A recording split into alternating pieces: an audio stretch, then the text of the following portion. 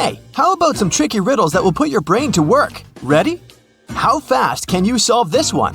Grace has 7 sons and each of them has a sister. How many children does Grace have in total?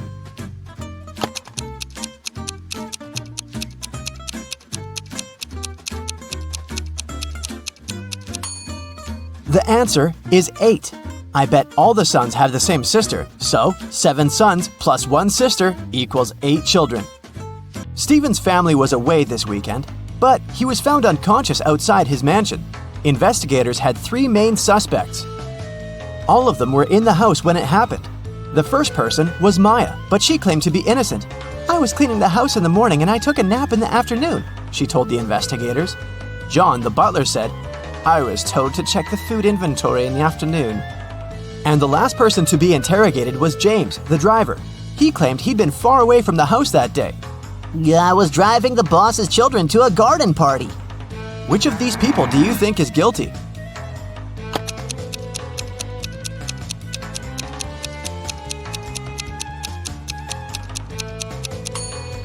It was James. All family members were away that weekend, so his alibi can't be true. What English word has the same pronunciation even after you take away 2 of its 3 letters?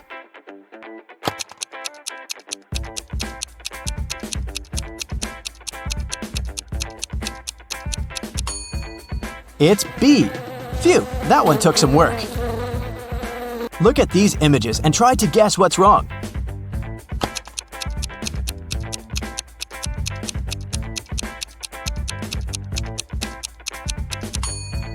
Duh! In the last picture, the woman is trying to eat soup with a fork. Like that would work. On a lazy Sunday afternoon, 7 friends decided to go to the mall. Esme, Evelyn, and Elise grabbed a cup of coffee each, while Ava, Ella, and Emma decided to drink some refreshing soda. Using this logic, can you figure out if Esther chose to drink coffee or soda?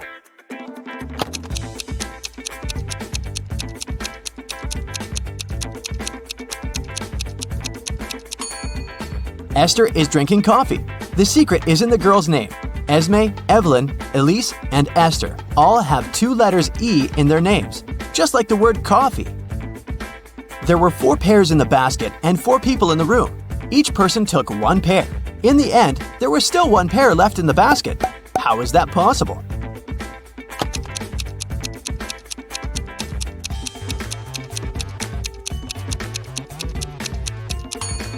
The last person took a pair that was still lying in the basket. Mary's birthday was coming up and she decided to treat herself to a relaxing day at the spa.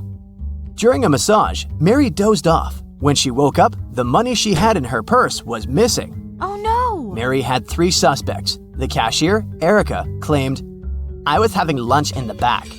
Catherine, the masseuse, said, "I went to the back of the store to get some extra oil." The last person was Monica. She was another customer. She said she hadn't seen anything and had just been waiting for her appointment. Can you tell which one is the culprit?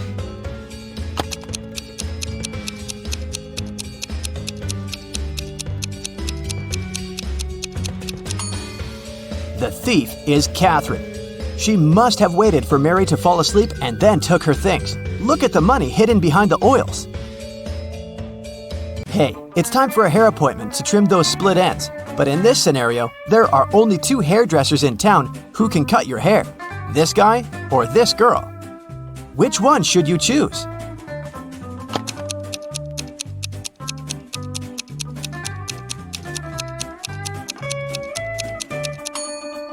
The girl, of course. If there are only 2 hairdressers in town, that means they cut each other's hair. And judging by the haircut the guy gave the girl, it looks like he doesn't really know what he's doing. If a rooster lays an egg on top of this cabin, in which direction will it roll?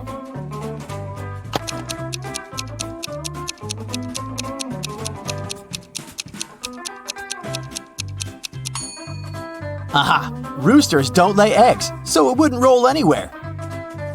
The shopkeeper of an expensive skincare store called the police because someone had robbed his business. He didn't notice the culprit, but according to the security camera footage, there were 3 customers in the store at the time of the robbery. Police officers questioned each of them. Michael said he'd been buying some stuff for his pets. The second suspect, Kayla, was looking for ointments and some aloe vera gel. The last person, Rachel, told the interrogators she'd been busy looking for lotions. Can you tell who's lying?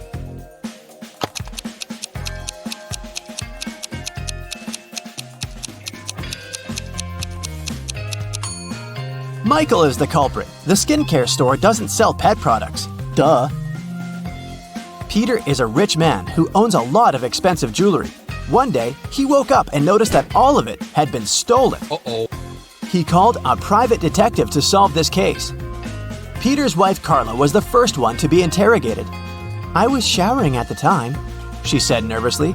Bianca, the housekeeper who had been working for the family for years, was not in the house.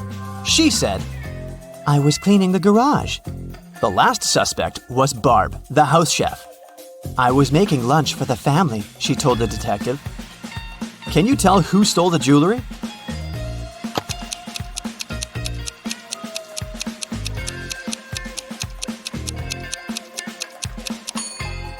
It was Barb, of course. She claimed she was cooking lunch, but the crime happened at night. A man lives on the 80th floor of a high-rise building. On rainy days, he takes the elevator all the way up. But on sunny days, he only takes the elevator halfway to his floor. And then, he takes the stairs the rest of the way. Why does he do this?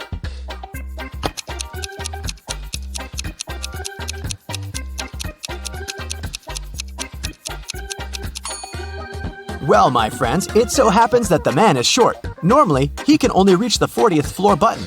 But on rainy days, he manages to push the 80th floor button with the help of his umbrella handle. Genius, huh?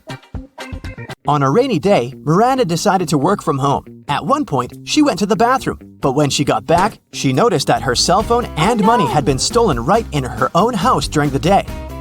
There were 3 people in the house at the time. Her sister Beth claimed it wasn't her. "I was still asleep at the time because I'd gone to bed late yesterday." Her other sister Anna said she'd been taking a stroll in the garden when it had happened. "I was watching the night-scented orchid bloom." And lastly, there was Josh, Miranda's boyfriend. "I've just got home for lunch," he said. What do you think? Which of these 3 suspects stole Miranda's money and cell phone?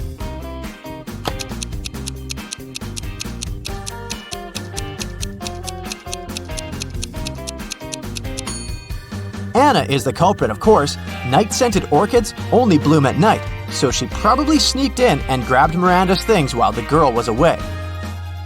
A farmer rode into the village on Monday. He stayed in the village for 4 days and rode out on Monday. How is that possible?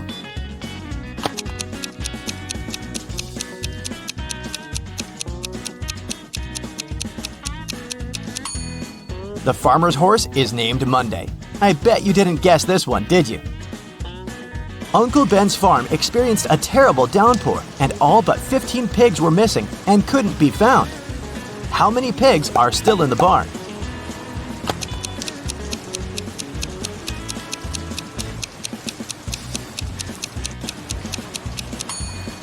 If you said 15, you got it right. So, there are 3 important rooms in a house. The first one is a library full of rare books. The second room stores piles of money and gold. And the third room has boxes full of expensive jewelry in it. In case of a fire emergency, in which room will the police try to extinguish the fire first?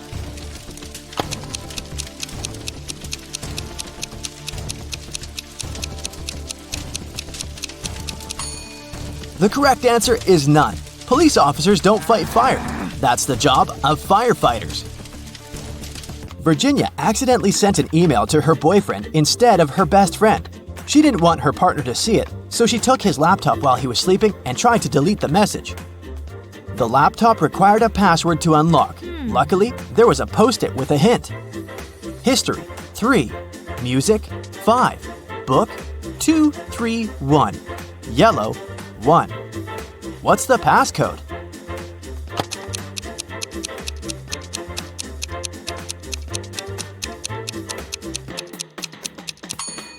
Each number indicated the letter Virginia had to select in the corresponding word. The third letter in history is S.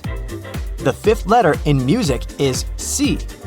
The second, third, and first letters in book are O, O, and B, and the first letter in yellow is Y. The password is Scooby. As a child, Laura adored rabbits. She grew up, became a private detective, and got herself a cute rabbit named Cinnabon. Once, she had to go on a business trip.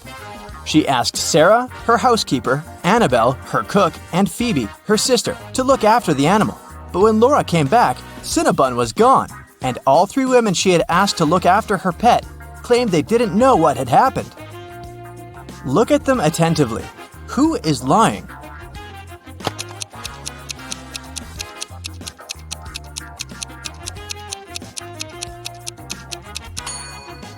It's the cook. See? It's Cinnabon's collar in her pocket. Well, Laura noticed that too.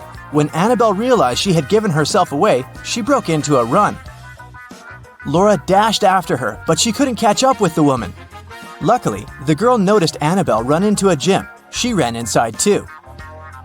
A security guard stopped her. Apparently, all members of this exclusive sport club were supposed to know a special passphrase to enter the facility. Laura was lucky to notice a note with a hint next to the door. Can you help Laura figure out the passphrase?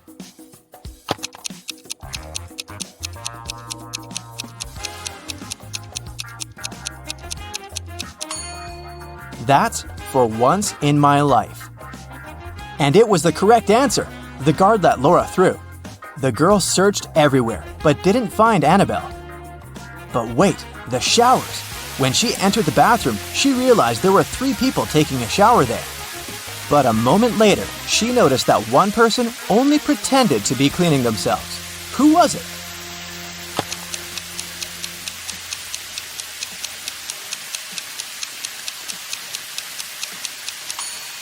It's the person in the second cubicle. The water is running, but there's no foam. They don't use any soap or sponge. But, surprise, surprise, the person who pretended to be taking a shower wasn't Annabelle. Then where could the cook hide? Suddenly, Laura noticed a white sheet of paper on the floor. She picked it up. It said, "Follow the white rabbit." Look around the room attentively and try to figure out where the girl should go.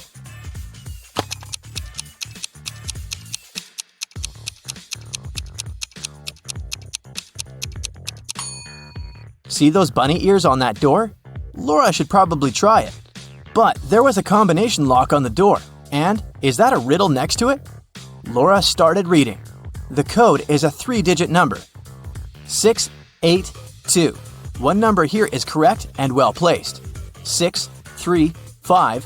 One number is correct but in the wrong place. 206. 2 numbers are correct but in the wrong place. 738. Nothing here is correct. 780. One number is correct but in the wrong place. Can you help Laura figure out the code?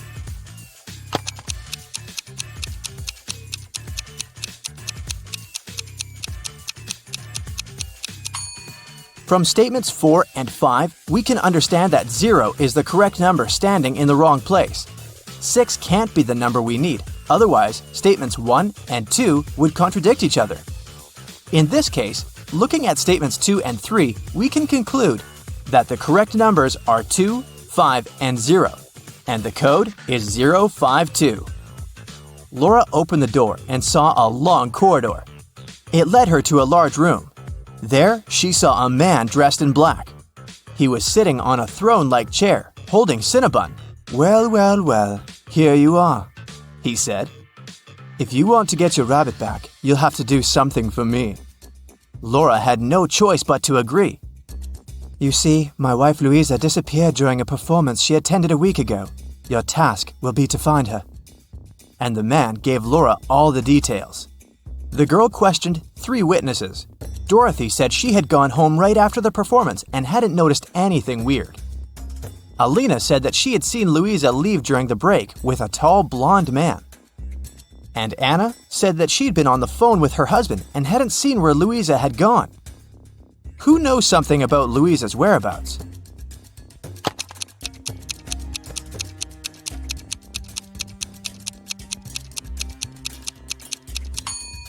Alina, look! During the intermission, she wasn't wearing her glasses. Neither did she have her lenses on. Look at how clumsily she moved. But then, how could she see Louisa leaving with a man? After Laura pressed Alina, the woman cracked. She admitted that she had seen some woman pulling Louisa away, but she was afraid to tell the truth since the woman seemed extremely unfriendly. Alina gave Laura a piece of paper the woman had dropped, but whatever was written there, it was a cipher. Can you help Laura crack it?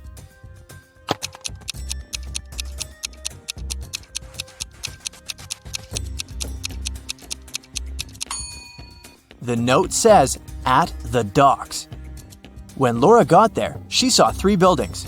She understood she wouldn't have enough time to search all of them.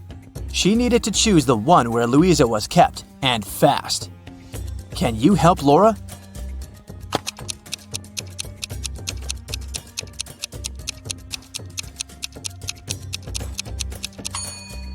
Look at the dark blue construction attentively. Next to the window, there's the word "help" scratched with some sharp object. After looking around the building, Laura found 3 keys. She needed to figure out which one of them fit the lock. Hurry up!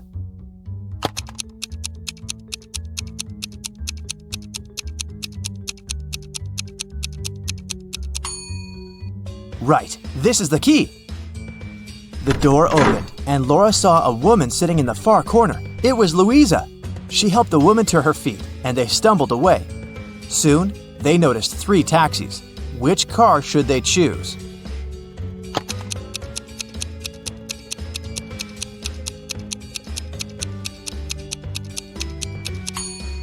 The first one doesn't have a license plate. That's suspicious. And the driver of the second taxi is the very woman who took Louisa away a week ago. She's wearing a fake mustache and a baseball cap, pretending to be a man.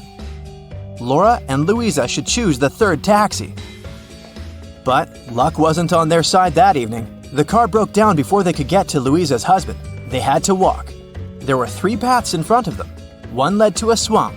Toxic gases were floating all over the surface of the water. The second road was filled with poisonous plants.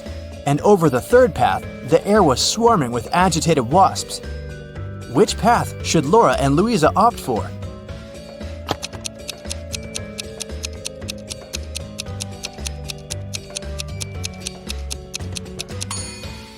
The second. At least the plants can't move, so if the women are careful, they'll be able to avoid touching them. Finally, they arrived at Louisa's house. Once the man in black saw his wife, he hugged her and turned to Laura. "I'm so sorry for using such methods, but I was getting desperate. I can't tell you why, but I had to keep her disappearance under wraps. That's why I chose to involve you. Thank you. I want to give something to you, but to get it, you'll need to crack this riddle."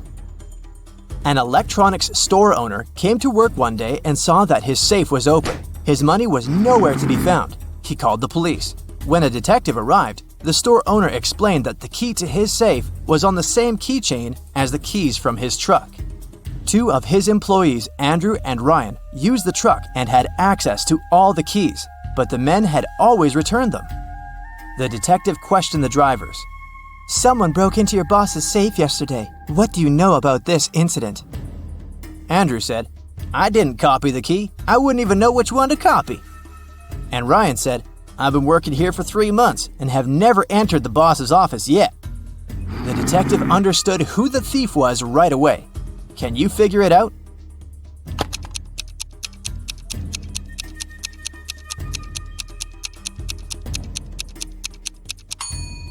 Andrew stole the money. The detective didn't say how the criminal had opened the safe. Then how did Andrew know it? Laura got the answer right. The man handed her Cinnabon and a brand new smartphone, but it was protected by a password. When Laura tried to unlock the phone, that's what she saw. Write backward all the numbers. That sounded like a tough task. Luckily, Laura was very smart. She didn't need much time to write the correct answer and unblock the gadget. So what was the password?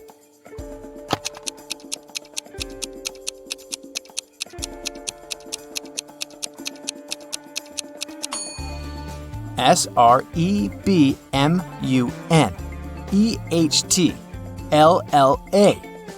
That's all the numbers written backwards. She couldn't believe her eyes. She'd been dreaming of this all her life, but to get it, she'd have to set off on a very unusual journey. Abby was a college student. Every day before classes, she packed a sandwich for lunch. And her meal disappeared from her backpack every single time. After Abby was left hungry once again, she got very angry and decided to track down the thief. The next day, she left her bag in the classroom, hid in a locker, and started waiting. Abby noticed someone pull the sandwich out of the backpack, but she didn't see their face. She decided to ask everyone about the stolen sandwich. Liam said, "How dare you? I only eat fruit salads." Jason said, "My granny made this sandwich for me." And Chuck said that he just bought his sandwich in the school vending machine. Who's lying?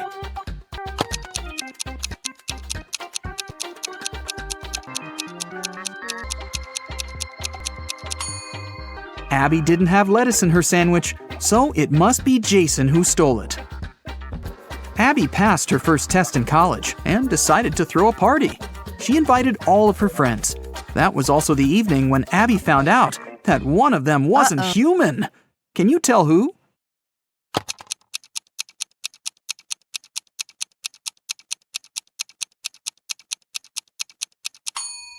It's Henry. Both of his shoes are for the right foot. During spring break, Abby organized a garage sale to sell some of her old dresses. After a while, Abby got her first customer, Tina. The girl picked only one dress and asked Abby, "How much for this dress?" Abby answered, $30. Tina didn't want to spend that much, so she asked, "Could you sell it for $20? Abby agreed. Tina gave her $50, but Abby didn't have any change, so she went to her neighbor to ask for help. The neighbor gave Abby 3 notes, 2 20s and 1 $10 note. Abby came back, gave $30 to Tina, and put the remaining $20 in her wallet. A few minutes later, the neighbor ran into Abby's garage and shouted, "That note you gave me is fake! Give me my money back!" Abby had to give the man her own money. How much money did she lose?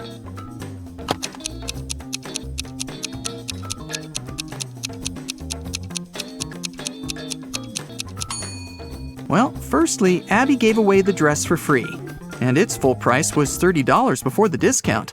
Then she had to pay $30 out of her own pocket to her neighbor. So, Abby lost a total of $60. Abby invited her best friend Nina to go skating in the park. Soon, they got really hungry and decided to buy some burgers. They chose similar toppings and added lots of sauces. 10 minutes later, Nina got very sick. Abby had to call 911. Paramedics took the girl to a hospital and diagnosed severe poisoning. Can you tell which sauce was poisoned?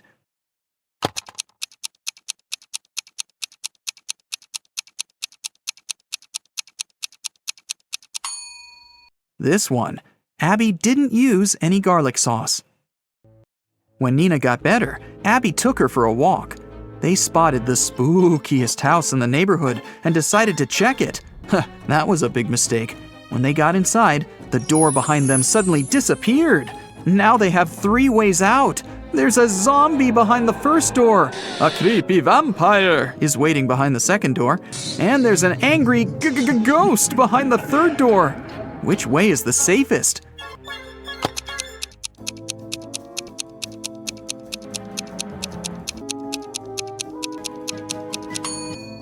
They should choose the third door. Ghosts may be spooky, but they can't cause any real harm. Okay, well, maybe you might get slimed, but... Nina and Abby found themselves in the next room. The door leading outside was open, and they ran toward it. But an old witch popped out of nowhere and yelled, "Not so fast! You've got to solve my riddle first! Why are these words in such an order?" Nina and Abby failed to crack this riddle. What about you?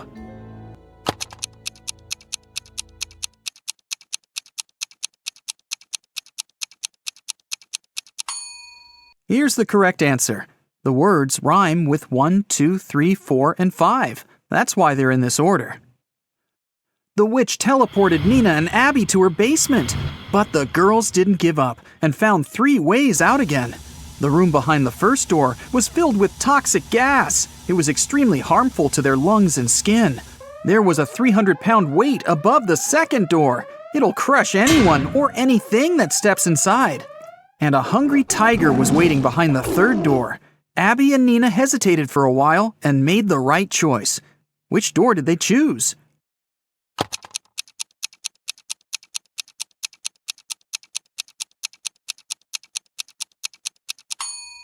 Nina took off her boot and threw it on the floor in the second room.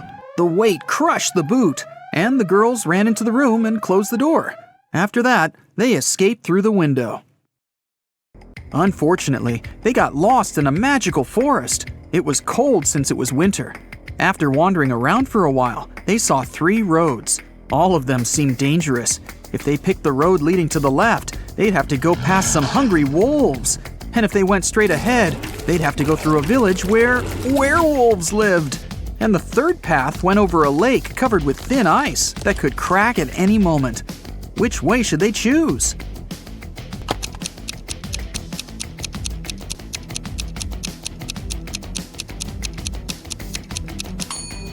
They should follow the second path. Look at the sky. It's a new moon, and werewolves are only dangerous during a full moon. Nina and Abby got home safely. But someone had burgled their apartment while they were absent. They called the police, and they questioned 3 neighbors. Jeff said, "I was away all weekend, fishing with my friends." Holly said, "I didn't leave my home. I was painting the walls in my apartment all weekend. I love bright colors, you know." And Lucy said that she'd been singing karaoke with her friends and hadn't heard anything suspicious. Who's lying?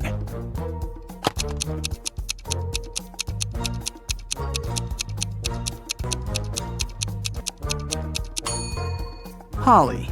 The walls in her apartment are mostly white, but she said that she'd painted them in some bright colors. Nina got a job in a bookstore. On her first day at work, she found a vintage watch on the floor. 3 people came over to claim it. Kevin said that he'd bought this watch when he got his first salary many years ago. Violet said that she'd inherited the watch from her grandfather. And Dylan said, "This watch is priceless. My wife gave it to me for our 5th anniversary." Can you tell who owns this watch?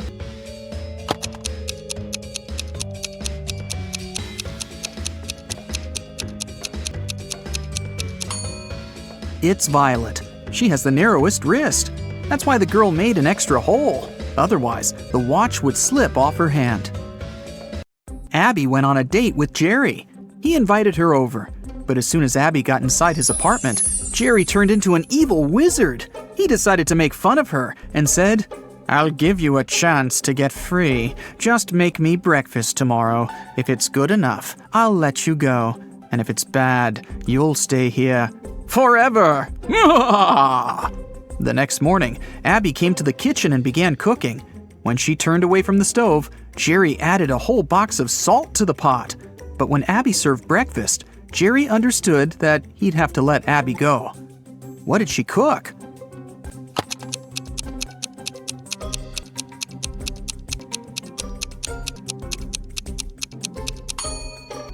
She cooked boiled eggs. Abby got a new job. She had to assist a railroad supervisor. One day, they faced a huge problem. A faster train was approaching a slower one. According to the schedule, the slower train had to let the faster train go first. Abby offered to use an auxiliary railway line, but it was too short for the slower train. Abby didn't know what to do, but finally, she found the solution. What did she realize?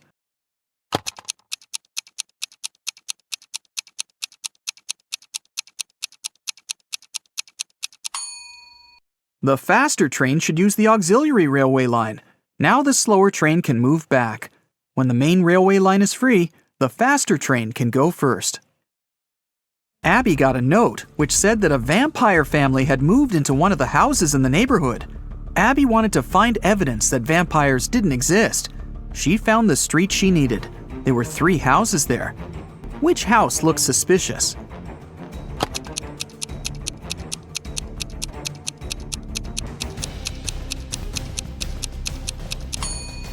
Look at the footprints. They're pretty weird.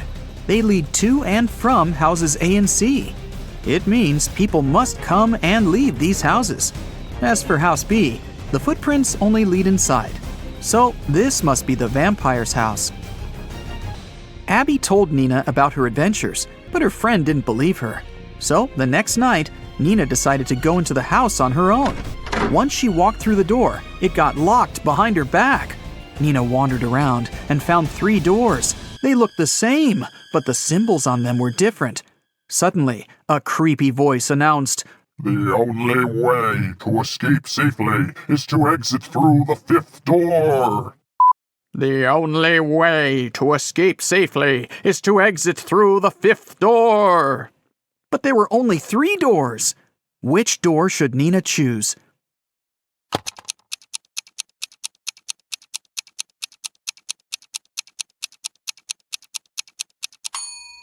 Take a look at the symbols. They're actually numbers turned toward each other. So Nina should choose the first door. This symbol is made up of 2 5s looking at each other. This must be the 5th door the girl needs. A theft happened in Abby and Nina's college. The police caught 3 suspects. The detective's task was to identify which suspect was a robot. There were several items on the table in front of him: a kitchen knife, a bottle of water, a screwdriver, and a marker. Abby said that she knew how to recognize the robot. What should they do?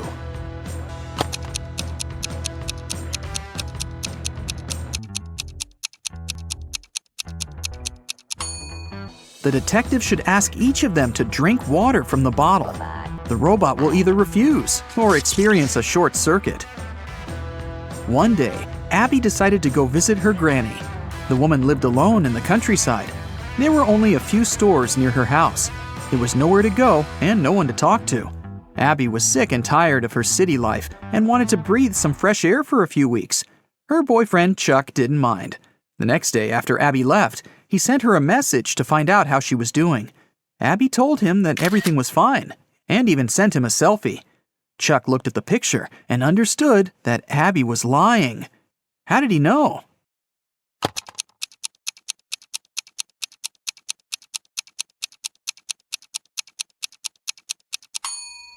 Take a look at the car. There's a movies sign reflected in the windshield. These 3 handsome young men are brothers, identical triplets. Sam, he's very honest and he always tells the truth. Bob always lies, and Alex is unpredictable. Sometimes he lies, but sometimes he tells the truth. Amy is the brothers' old friend. She visited them after many years, and she could barely recognize who was who. Amy asked the guy who was sitting on the left, "Which brother is sitting in the middle?" The answer was, "Oh, that's Sam." Amy then asked the brother in the middle, "What's your name?" And the reply was, "I'm Alex." Then Amy turned to the brother on the right and asked, "Who's that guy in the middle?" The brother replied, "It's Bob." Those answers confused Amy because she had asked the same question 3 times and received 3 different answers. Can you help her figure out who is who?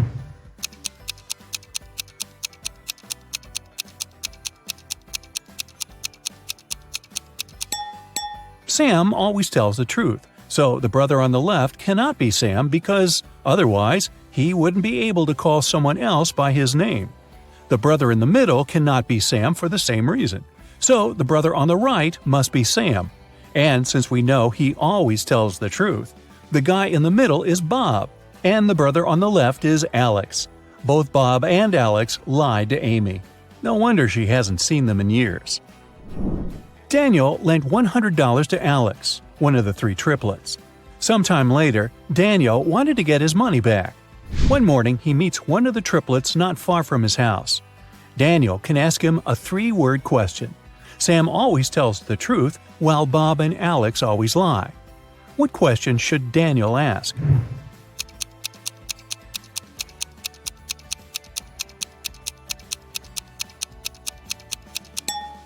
The right question would be, "Are you Bob?" Here's the list of possible replies the guy can give. If it's Sam, he'll say no. If it's Bob, he'll also say no. And if it's Alex, his reply will be yes.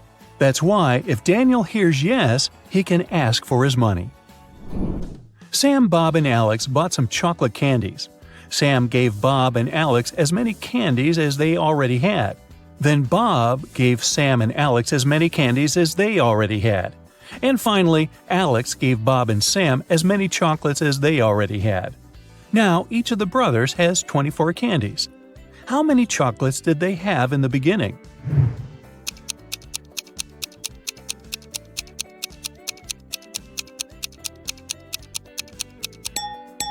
At first, Sam had 39 candies, Bob had 21, and Alex had 12. You can solve the riddle this way. Have a look.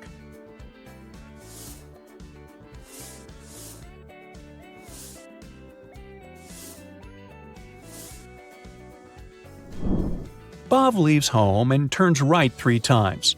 He wants to return home, but he's scared of Sam, who's wearing a mask. What's going on here?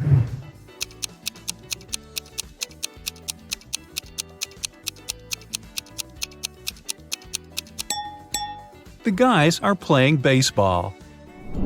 Sam wants to cross the Sahara Desert. This risky journey will take 6 days. But unfortunately, one man can only carry enough food and water for 4 days. Can you calculate the smallest number of other people that will need to help Sam carry enough food across the desert?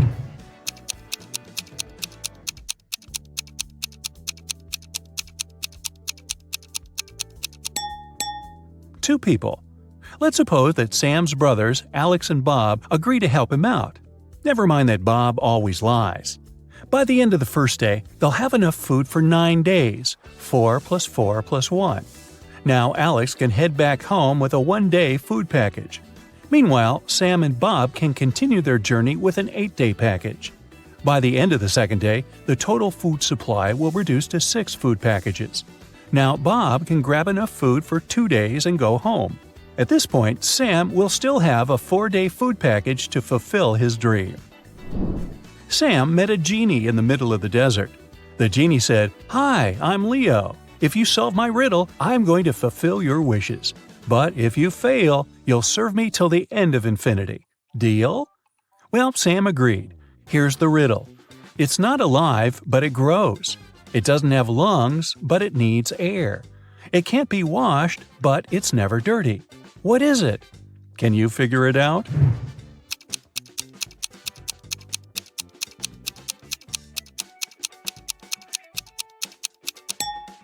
The correct answer is fire.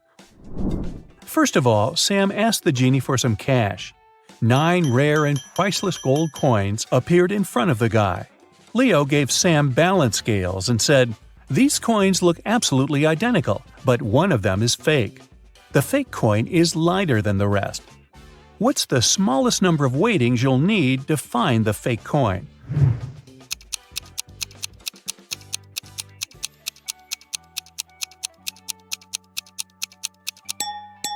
The correct answer is 2. First, Sam should divide the coins into 3 equal piles. Then he should place a pile on each side of the scales, leaving the remaining pile of 3 coins on the ground. If the scales remain balanced, it means that the 6 coins on the scale are real and the fake coin is in the 3rd pile. But if the scales do tip, Sam will easily find out which pile contains the fake coin. Spoiler, the pile which is lighter. Either way, he should put 6 gold coins aside and leave only the lightest pile. Then he can use the same method to find the 3rd coin, by putting 1 coin on each side of the scales and leaving the 3rd one in his hand. Sam was hungry, so he had one more wish, to have dinner. Leo began frying some fish in a pan that could only fit 2 fish at once. It takes 5 minutes to fry one side of a fish. What's the shortest time Leo needs to fry 3 fish in one pan?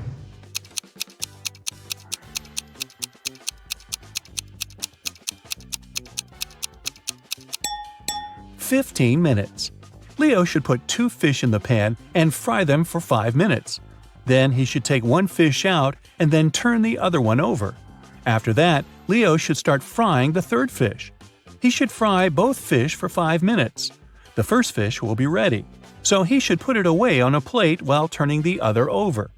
Now, he should put the half-fried fish back in the pan and fry 2 fish for 5 more minutes.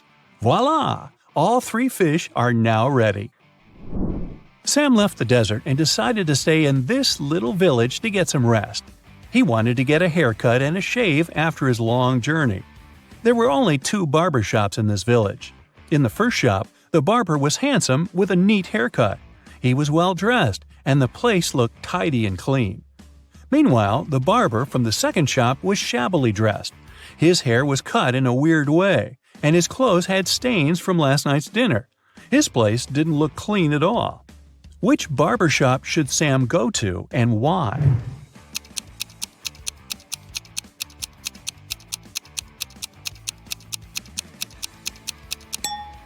Since there are only 2 barbers in the village, it's obvious that the tidy barber must have his hair done by the other, and the second barber must have used the services of the first man. Therefore, Sam should choose the barber from the second shop because he's more professional. 2 business partners, Rick and Frank, met in a restaurant. It was a hot summer day, so they ordered cold mint tea with ice. Rick gulped down 5 glasses of this drink during lunch. Meanwhile, Frank managed to drink only 1 glass.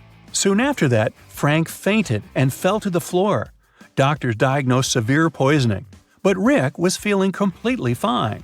The police found out that both glasses contained poison. How did Rick, who had drunk 5 glasses of this tea, avoid any consequences?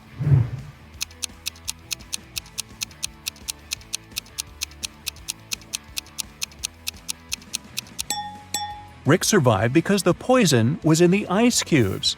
He drank quickly, and the ice had no time to melt in his drink. As for Frank, he drank his tea slowly, and the ice melted in his drink to poison it heavily.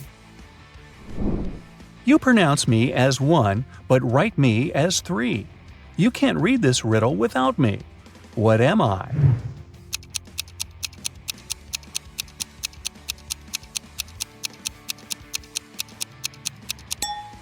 The correct answer is I. Bob bought a parrot from a pet shop and put it in a beautiful silver cage. The seller warned Bob that this parrot could give birth every 2 months, and it can deliver up to 5 babies at a time. How many parrots will Bob have in a year?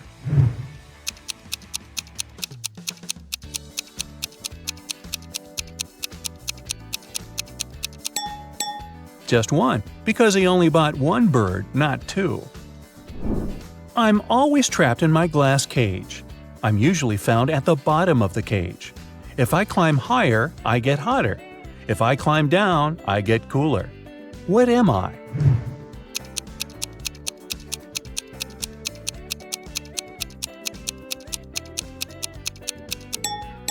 The correct answer is a thermometer. A father is locked up in jail. His wife has gone bankrupt. Their son has to sell his hotel in order to gain some money. Yet their daughter doesn't care and is happy. How can someone be so heartless?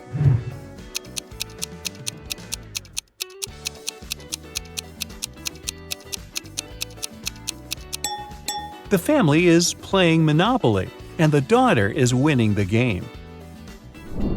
We've arranged 10 coins on a table this way. Altogether, they form a triangle pointing upward. Can you invert the position of the triangle and make it point downward while moving only 3 coins?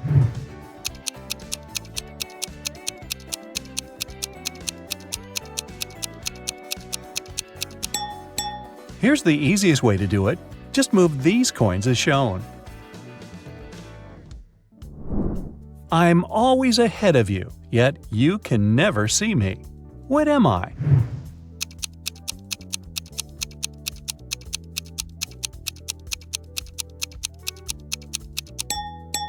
Tomorrow. Can you spot your name in this alphabet soup?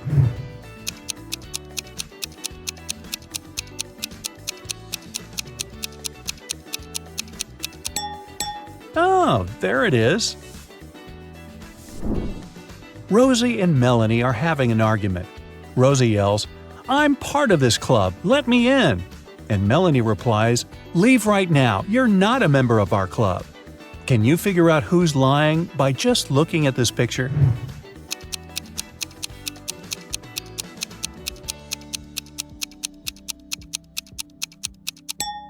Both ladies have club tattoos, but Melanie's tattoo is slightly different from the club's logo. Therefore, her membership must be fake.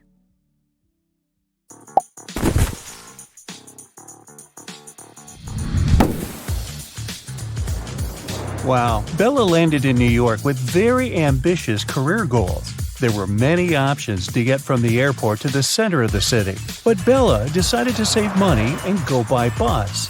She had to purchase a ticket for $10, but a handsome guy popped out of nowhere and offered her a better deal.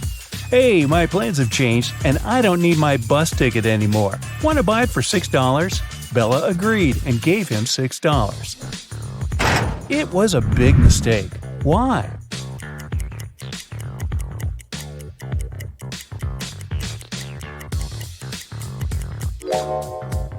Take a look at the current date on the screen of the vending machine. And now check the date on the ticket. It expired a decade ago.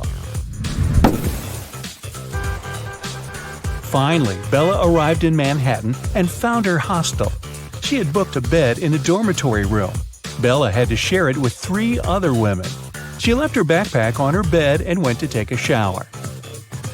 When Bella returned, she found out that someone had stolen her laptop.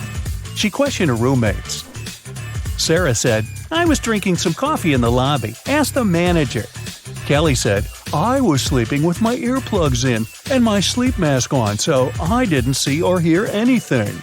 And Chelsea said that she had been taking pictures on the roof of the hostel. Who's lying?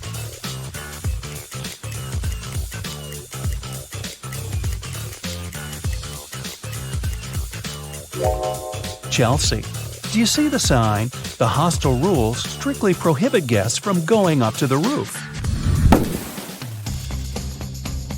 In the evening, at around 8 p.m., Bella got very hungry. She went out to get some food. She found a cozy restaurant. As soon as Bella entered, she witnessed a heated argument between a waiter and a customer. The customer claimed to have ordered tomato soup, and the waiter claimed that he'd only ordered hot chocolate. Bella realized which of them was lying right away. What about you?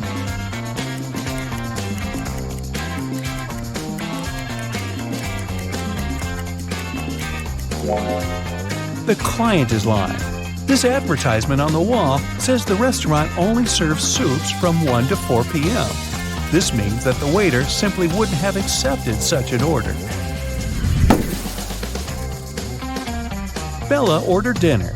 While waiting, she looked around and noticed one weird detail. Can you spot it too?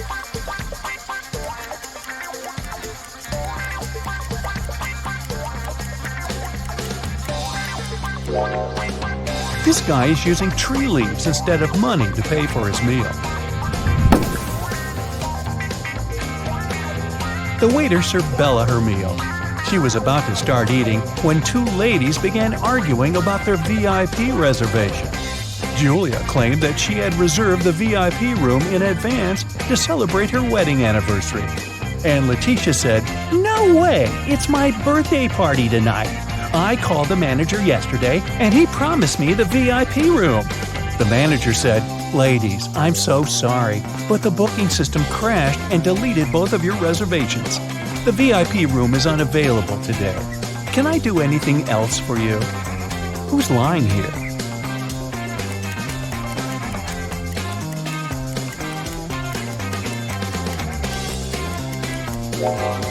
The manager. Take a look at the screen. Julia's reservation is still there. He lied because Letitia had given him huge tips to get the VIP room without any reservation. See? Boy, this is a crazy restaurant. The food better be worth it. After dinner, Bella saw Letitia in the ladies' room. She was crying. Bella asked her, "What happened?" Letitia didn't say anything. She just gave Bella her phone and showed this chat with her boyfriend. Can you tell what made Letitia so upset?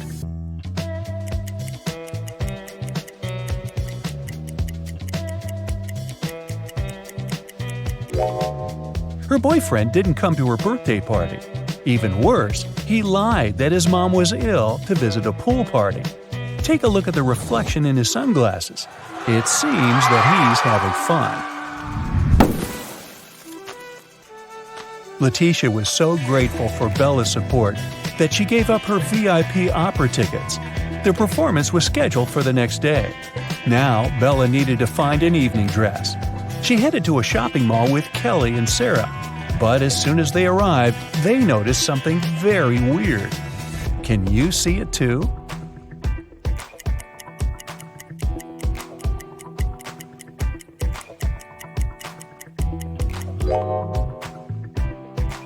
This mannequin has 3 arms. Can you spot what's wrong here?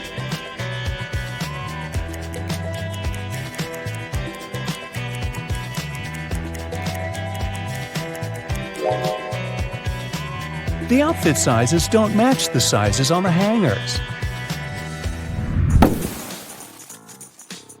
What about the dressing room? Any odd details?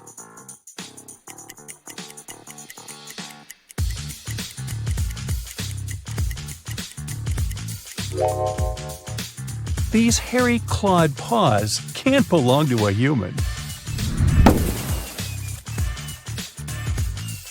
Finally, Bella found a beautiful evening gown for the opera, but it cost $97. Bella couldn't afford it, so she borrowed $50 from Kelly and $50 from Sarah, which equaled $100. She bought the dress and got $3 of change. Bella gave $1 to Kelly and $1 to Sarah and kept the last dollar for herself. So now, Bella owes $49 to Kelly and $49 to Sarah, which equals $98.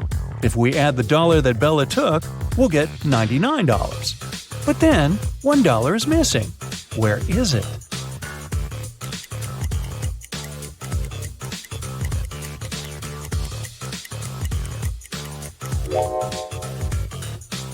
First of all, we're led to believe that $1 is missing.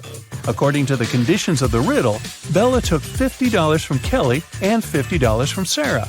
So the sum of her debt was $100. After that, she bought a dress for $97 and got $3 of change. The total indeed equals $100. But the question itself offers us a mathematically impossible puzzle. In fact, there is no missing dollar. Bella's debt remains $98 because she had already given $2 to her friends. And it's incorrect to add Bella's $1 to this debt. Next, Bella decided to visit a hairdresser. The manager asked her to wait for 20 minutes. Bella took a seat in the lobby and accidentally fell asleep. When she woke up, she saw that someone had cut her long, beautiful hair. She got furious and questioned 3 suspects. Maya said that she'd been busy with another customer. She didn't see what was going on in the lobby.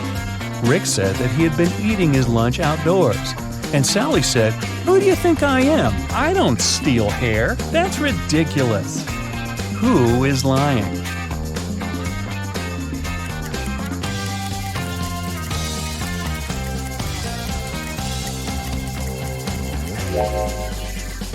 Both Maya and Sally have some cut hair on their clothes, but that doesn't prove their guilt.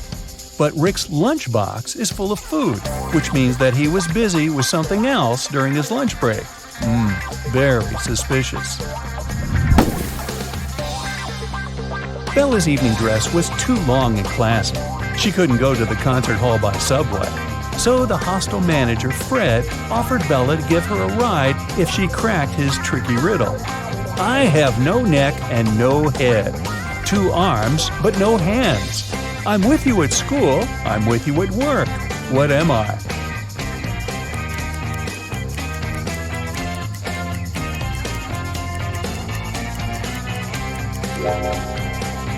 The correct answer is a shirt. During a break, Bella went outside to get some fresh air. She enjoyed the evening along with other guests. Suddenly, a street dealer offered Bella a diamond necklace for $20. She agreed right away and put the necklace on. Soon, 3 guests came over to Bella to claim the necklace. Pam said, "How dare you? This necklace has been in my family for ages. I lost it in the ladies' room." Diana said, "This piece looks very similar to my necklace. Someone stole it as I was moving through the crowd today. In any case, my jewelry collection is insured." And Sheila said, "I noticed that the necklace was gone after visiting the buffet on the 6th floor. Can you help Bella return the necklace to its real owner?"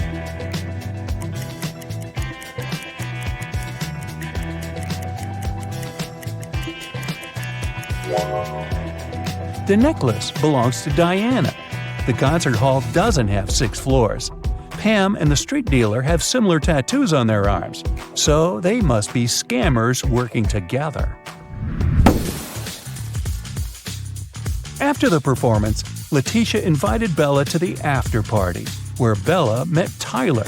He claimed he was a famous violinist and showed Bella some pictures proving his luxurious lifestyle. But Bella realized that he was just a wannabe very soon. How did she understand it?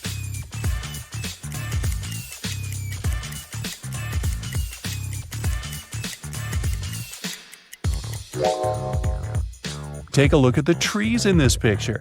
It's obvious that the wind is blowing to the right. Meanwhile, Tyler's hair seems to be swept to the left. The picture has been photoshopped. The next morning, Bella went to buy some groceries. She didn't have much cash, so she bought only 2 items, cheese and bread, and paid $1.10 in total. The cheese cost $1 more than the bread. So, how much did the bread cost?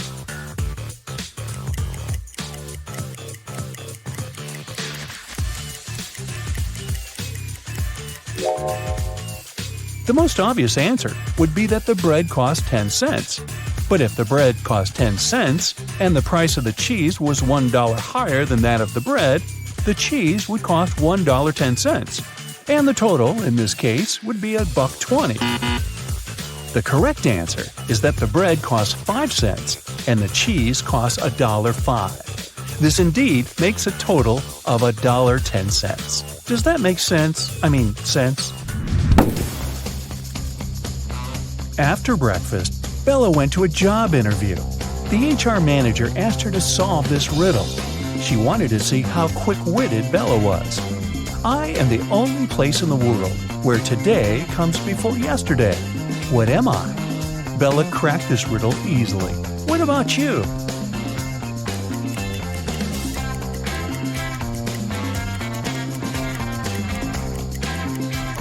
The correct answer is the dictionary.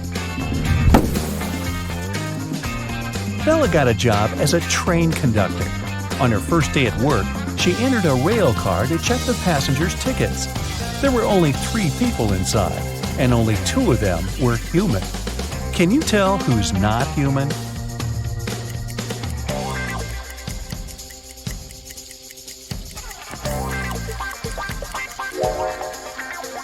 The first guy is dressed up too warmly for the summer, but he could be going to a place where it's very cold. That lady over there is drinking some green liquid. It's a bit strange, but there are plenty of colorful drinks in the world. As for this guy in the middle, he doesn't cast a shadow, so he's not human. Hey there! Want to check how attentive you are? I bet you're a quick thinker and will be able to crack all my scrambled words in no time. Remember to note down your score and share it in the comments at the end of the video. Level 1. Let's warm up unscrambling 4-letter words. And here we go. The first one.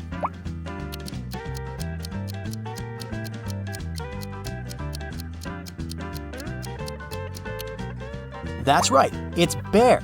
Do you know that some species of Asiatic bears build nests in the trees? Cute! How about this word?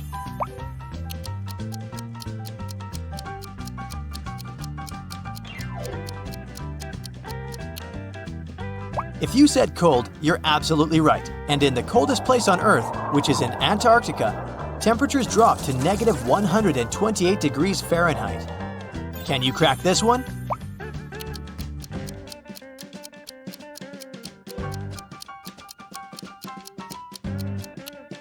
The word door is scrambled here. A little hint, this word is connected with water.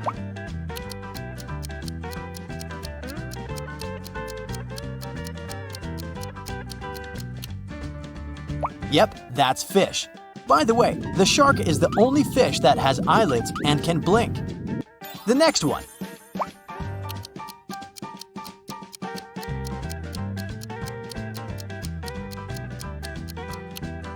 It sounds like air, but is actually hair. Do you know that the average person has 100,000 to 150,000 strands of hair? How about figuring out this one?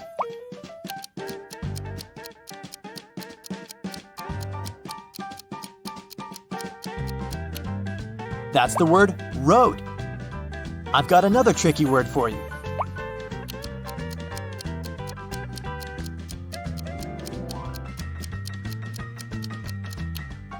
And if you said skin, you're absolutely right. On average, the skin makes up around 15% of your body weight. How fast will you be able to figure out this one?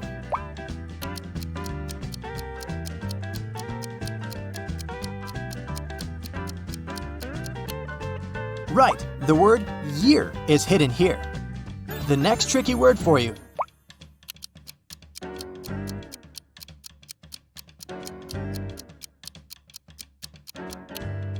It says busy. And the next word is already lining up.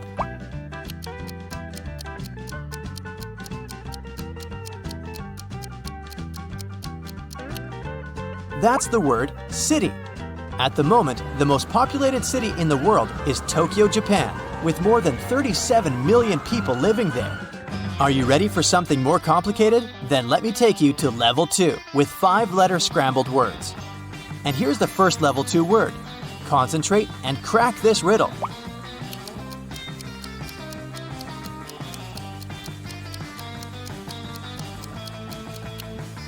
The word dream is hiding here. There's a theory that people started dreaming in color only after the invention of color TV. Do you think it might be true? The next word for you.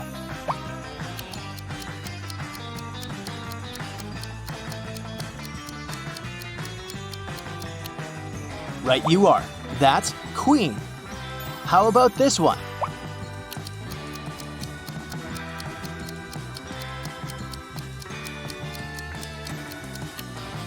This is river. By the way, billions of years ago, there could have been rivers on Mars. I bet you won't be able to guess what word is hidden here.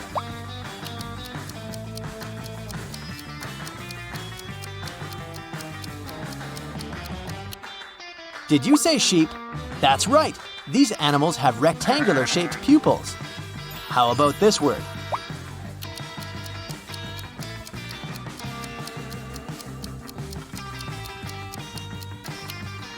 That's the word skill. The next word means something endless, something eternal. Oops, did I say too much?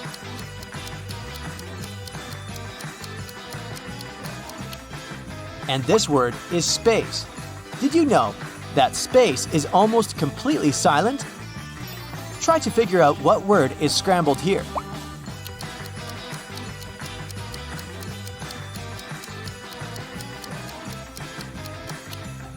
That's the word train. Fun fact, America's first steam locomotive lost a race to a horse. The next word for you to unscramble.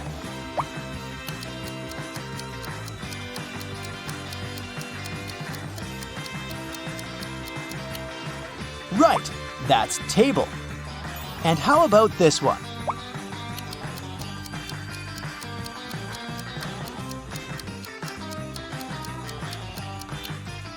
This is stone. In Death Valley, you can find sailing stones, rocks that are moving on their own, leaving long trails behind. The next word is a tricky one. Are you up for a challenge?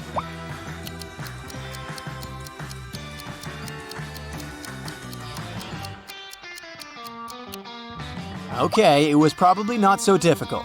Sugar. Level 3. 6-letter words. Wait, what? Calm down, I'm sure you'll manage. Okay, take a deep breath. Ready? Go!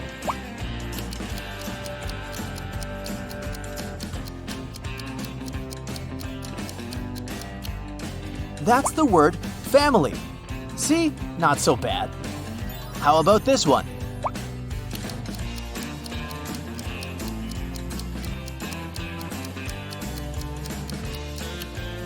The word system is hidden here. Let's see if you'll be able to figure out this word.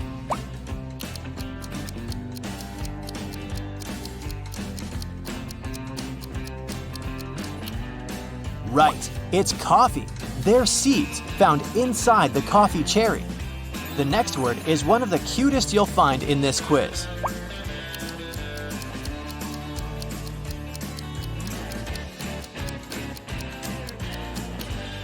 If you said kitten, you're absolutely right.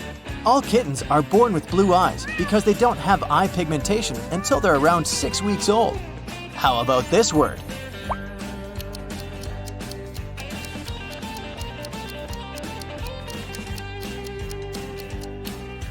Yep, it's spring.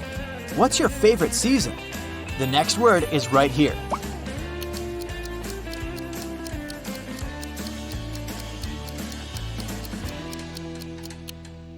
That's the word finger. Did you know your fingers don't have muscles? Here you go. Try to crack this puzzle.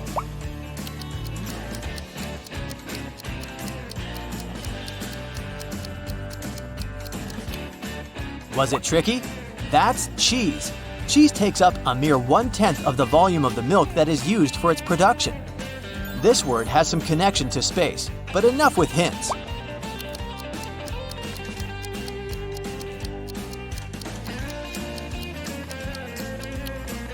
Right you are, that's planet.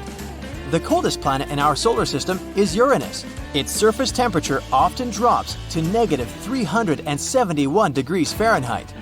I dare you to unscramble this word.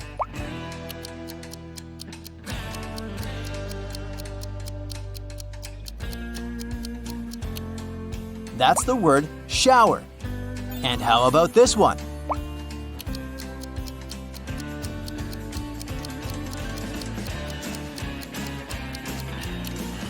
The word orange is hiding here. By the way, there are more than 400 varieties of oranges in the world. And the mind-boggling level 4. The trickiest words, the sweetest taste of victory. Okay, here we go. The first word.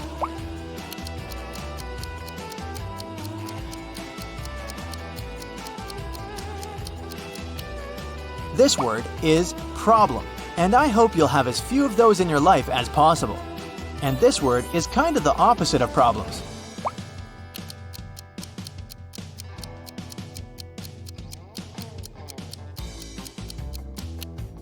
Did you say success? Right you are. Now a word from the animal kingdom. Can you guess this one?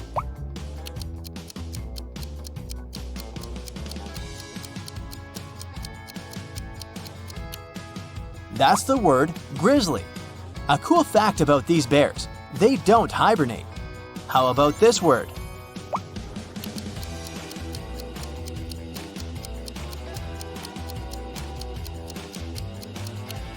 Did you see language hiding here? Specialists say there are more than 7,000 languages in the world. Okay, I bet this word will take you ages to decipher.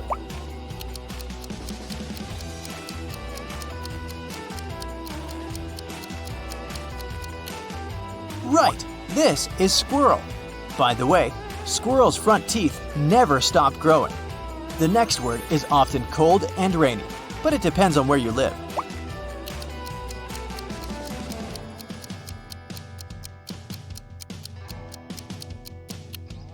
That's the month of November. Brr! The next thing can really help you out in November.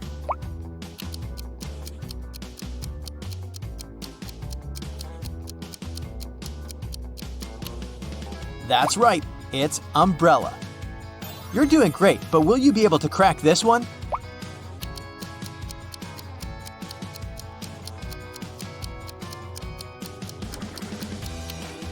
I bet you use it every day. It's computer. The first modern computer could only do 4 things.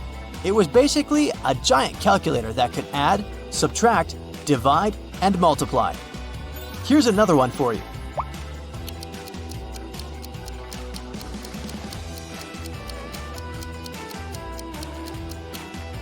Yummy sandwich. The heaviest sandwich ever made weighed more than 5,000 pounds. If you ever found this thing, you'd be happy and probably rich.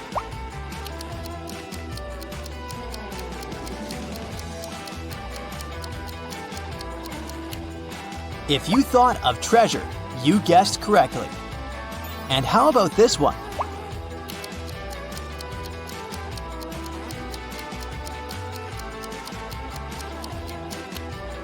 That's the word fortress. Detective Callum arrived at a jewelry store because the owner reported that someone had stolen a diamond. He didn't let any customers or a cleaning man out, so they were the main suspects. Everyone denied stealing the diamond. There were no fingerprints found. Can you help Detective Callum decide whom he should arrest?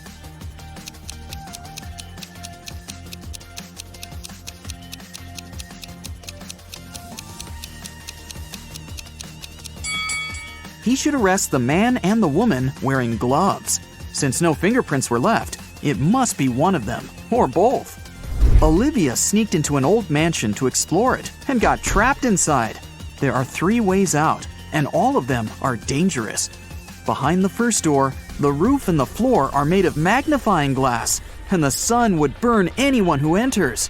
Behind the second door, there's a dangerous doll with knives that can come to life at any moment. Behind the third door, there's a room filled with poisonous gas that makes anyone's skin melt.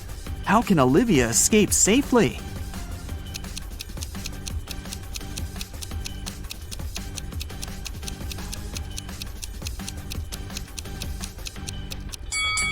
She can just leave through the first door. It's night, so the sun isn't shining, so the first way out is safe. Detective Callum was abroad, traveling by train, when he heard 2 men arguing. One of them, Hendrix, was blaming the other, Brian, for trying to steal his suitcase. Their suitcases looked exactly the same, and Brian claimed that he had just confused the 2 by accident. Detective Callum asked both men to open their suitcases. Do you think it was an accident?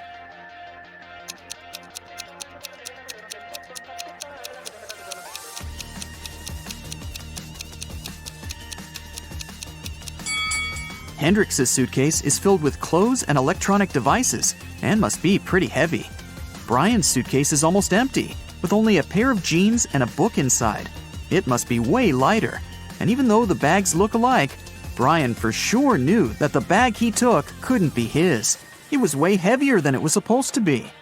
Luna found her cousin, Mia, poisoned in her room and called the police. Detective Callum asked Luna what had happened. She said that she was walking past Mia's house when she saw that the light in her room was on. She walked to the window to see if Mia was there and saw her on the floor. She had a key, so she walked into the house and called the police. She didn't touch anything so that they could investigate what had happened. Detective Callum arrested Luna. Why?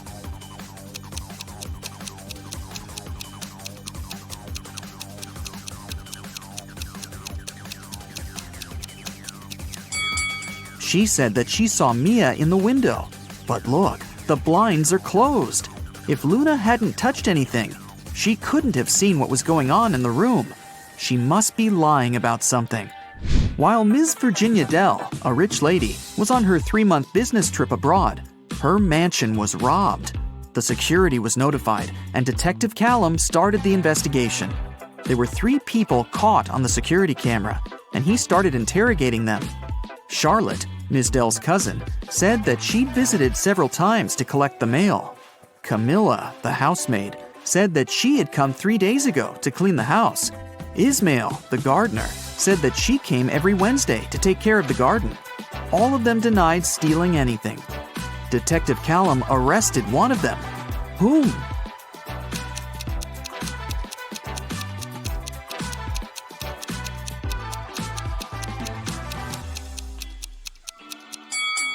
Camilla, the housemaid.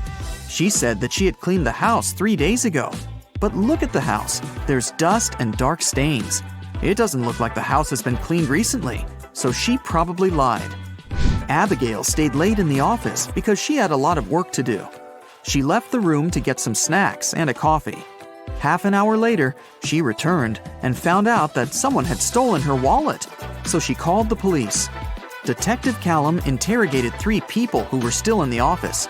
Noel, the cleaning man, said that he had been cleaning another floor and had never stepped into Abigail's office that day yet. Sonia, the accountant, said that she had been talking on the phone with her mom. Sean, a regional manager, said that he had been in his office, flooded with work. Who stole the wallet?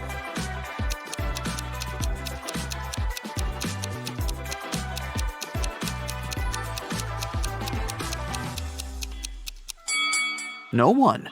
Detective Callum figured out that since Abigail went to get snacks and coffee, she must have had her wallet with her. He just recommended she should get some sleep and stop overworking. Elizabeth and her daughter Ella went abroad traveling. They were walking and shopping in one remote town when Elizabeth noticed that Ella had disappeared. She called the police and they started to look for the girl. There were 3 people nearby and they were interrogated. Layla said that she hadn't seen the girl. Madison said that she had seen the girl with her mom, but that was it. Amelia said that she had heard someone screaming, but she hadn't seen who it was. Who should be arrested?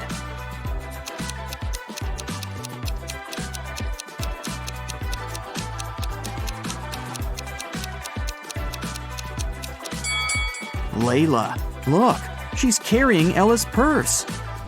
Gideon had a girlfriend, a sister, and 2 cousins. Figure out who Gideon's sister is if the cousins are saying the truth and the sister and the girlfriend are lying. Chloe. E is his girlfriend. Ruby. Chloe is lying. Skylar. Ruby is lying. Lily. Skylar is not his sister.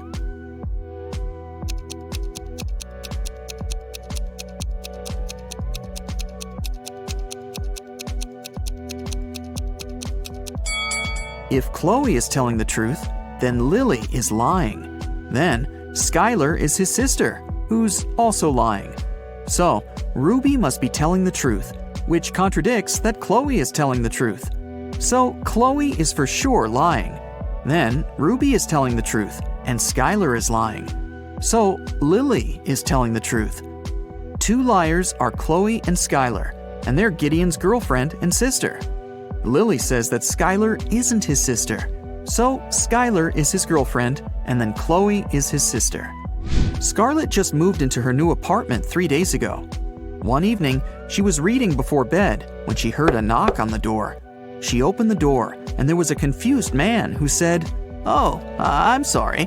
I just moved in here earlier today, and I thought it was my apartment. Once again, sorry, and good night." Then he left. Scarlett didn't believe that it was just a mistake and reported the man to the police. Why?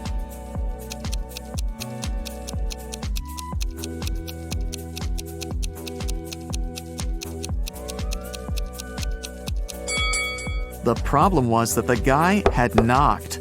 If he had really thought it was his room, he would have tried to open it with his own keys. Nora lived alone in the city suburbs.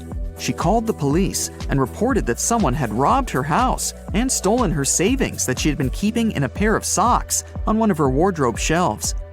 Detective Callum arrived with the police, took a look at the room, and closed the case, claiming that the lady was lying. Why did he think so?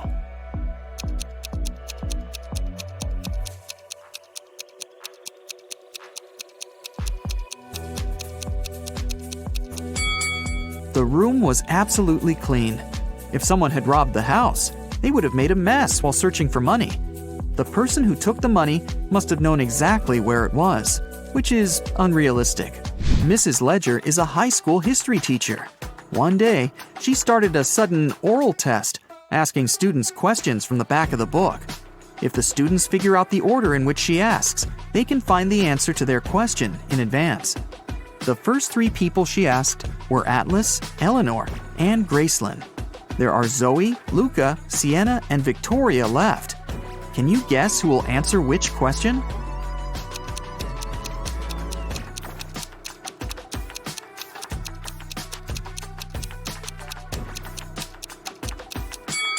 Mrs. Ledger is asking students in alphabetical order. So, up next is Luca, then Sienna, then Victoria, and Zoe. Another day, another test. Once again, Mrs. Ledger is asking students. This time, the first ones to answer were Zoe, Luca, and Atlas. In which order will she ask the remaining students?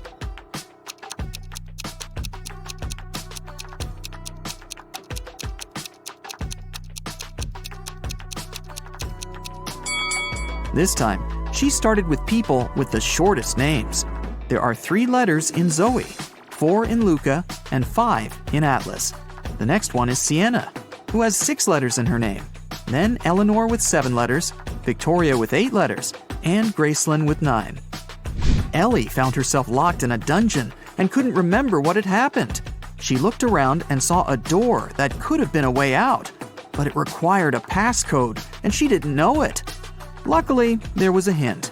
1-802-3004-0803-2611.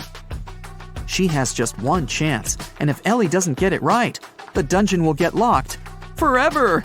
Can you help her decide which password is the correct one?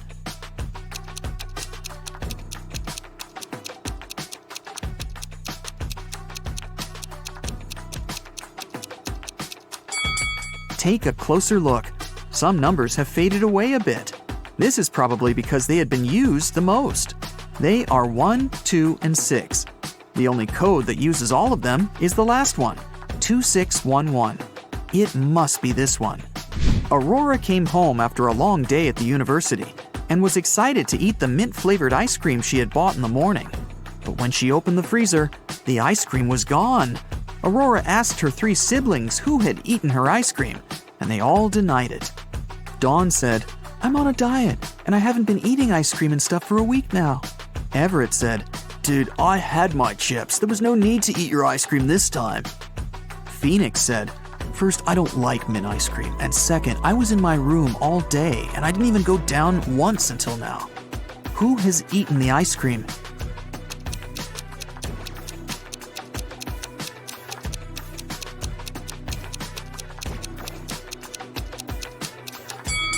It was Phoenix. Aurora never mentioned the ice cream flavor, but he still knew it. Louis returns home after sunbathing on a beach. He turns on the stove to make an omelet. Sometime later, while he's having breakfast, someone knocks on his door. Several men introduce themselves as maintenance workers. They tell Louis about a gas leak in his apartment and ask him to evacuate immediately. Louis slams the door in their faces and calls the police. He's sure these guys are thieves. Why would Louis think that?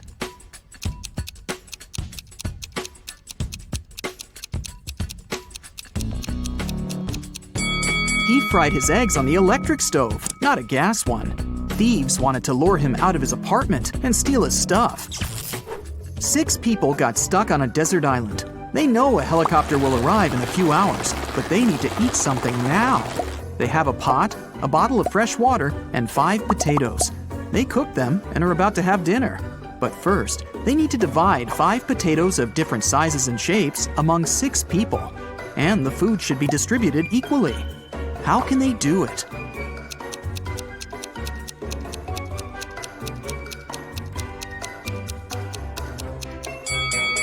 Easy. They should just prepare mashed potatoes. One famous film director loved it when people spoke about him, even if it was something negative. Once, he made a terrible movie. The man wanted people to hate it. Critics and viewers called his movie bad, unacceptable, ridiculous, and embarrassing every day. And the director enjoyed it. A couple of years later, in an interview, he asked a journalist, "So, what do you think about my latest movie?" The journalist replied shortly, but his answer offended the director. What did the journalist say?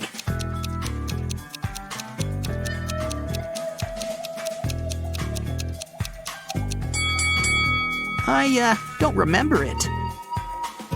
3 girls met in a cozy restaurant to discuss an upcoming party. Jessica ordered a lot of food. Sarah asked for cherry juice. Lucy took an apple out of her bag and started eating it. The waiter brought the juice and the ordered food and left. Sarah started sipping her drink from the glass, but Jessica didn't touch her meal at all. Someone's not human. But who?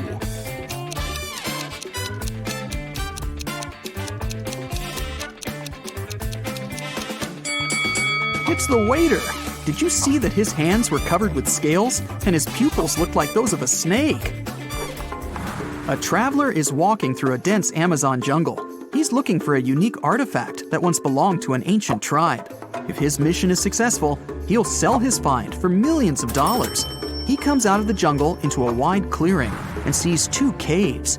They're both filled with traps, but only one of them contains the treasure. The traveler's sure he'll be able to deal with all the dangers, but only if he chooses the right cave. Which cave should he opt for?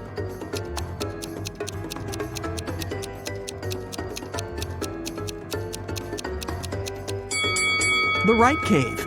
See, the entrance is overgrown with cobwebs. This means that no one's been there for a very long time.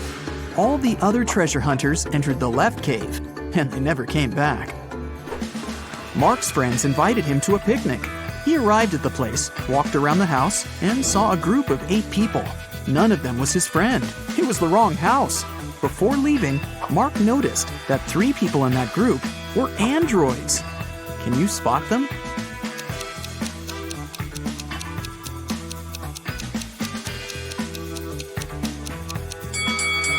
That guy is pouring a drink from a gasoline container. Smoke is coming out of this elderly lady's head because of a short circuit. And this girl is charging her phone through a cable connected to her neck. After a shipwreck, Jack found himself on a desert island. He built a raft and equipped it with small sails that he took from the ruined ship. Jack couldn't sail far from the shore because there was no wind. A few days later, he noticed a ship. It was approaching the island, but its wind-filled sails were facing the opposite direction. According to the laws of physics, it should be sailing away from the island. Besides, there was no wind. So how is it possible that the ship was getting closer to the shore?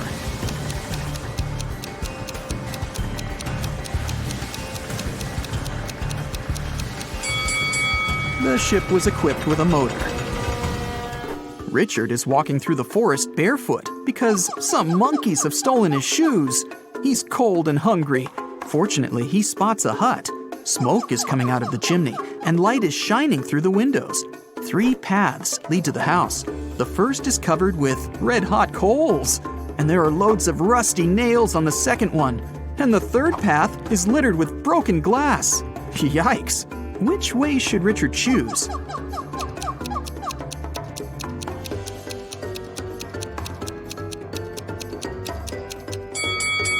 It's cold, so Richard can wait until the coals cool down. And while he's waiting, he can warm up next to them. Toby has been wandering through the desert for several hours. The sun's burning his neck. There's nothing but hot sand around. He's run out of all the water he had. Toby gets weaker and weaker, and finally, he falls down. At this moment, he sees 2 tiny ponds. Toby only has enough strength to get to one of them. Which of these ponds is a mirage, and which is real?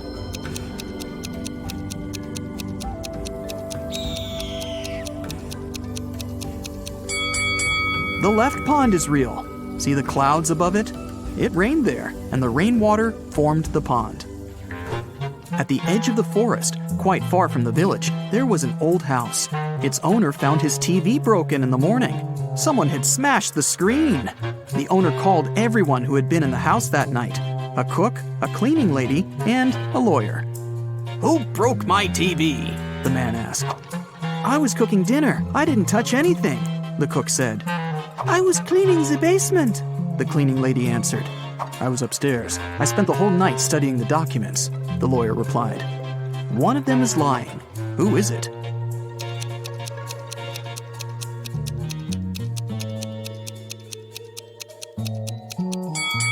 The lawyer.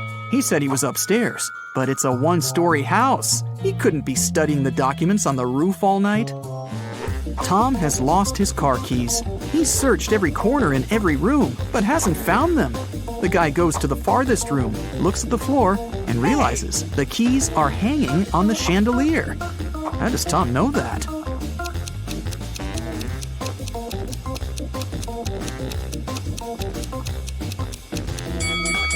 The floor is reflective. An elderly philosophy teacher began an exam. His students were sitting in their seats, listening to him. Here's a task for you. Prove that everything that happens around me is real, and I'm not sleeping. Whoever writes the most convincing proof will get the highest points. The students had been writing for several hours, but almost no one got a good grade, except for one girl. She wrote an essay consisting of several words. What did she put on paper?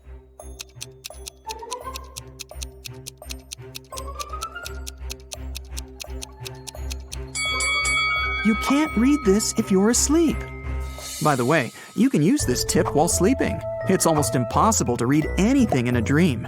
Therefore, to find out whether you're asleep or not, look at your phone and try to read something. There was an old haunted house in town. Local people were afraid to go there, but one day, 3 girls and 2 boys decided to check that place out and record whatever was happening there.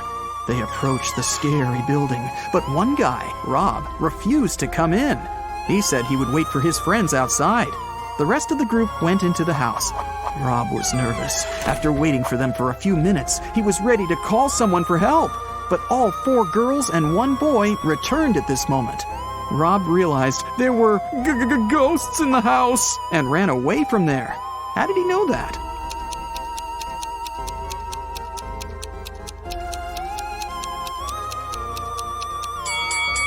Three girls and 1 boy were in the house, but 5 people came out. 1 girl was a spirit. Rob saw her and ran away. Michael is walking along the sidewalk, holding his hands behind his back. A car appears from around the corner behind him. At this moment, Michael is walking near a big puddle. The driver accelerates. He's going to splash the water all over Michael. But at the last moment, he suddenly slows down and drives around the puddle. Why didn't he drench Michael?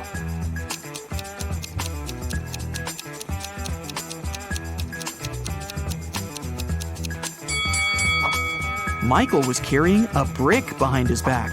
The driver was afraid that Michael would throw it at his car, so he didn't drive over the puddle. Alexandra is walking around an old castle. There are lots of portraits of kings and queens on the walls. The corridor is lit by candles. Alexandra goes down to the first floor, where several people are dancing. The girl feels as if she has somehow traveled to the previous century. But wait a minute, this is all fake. How did the girl understand that?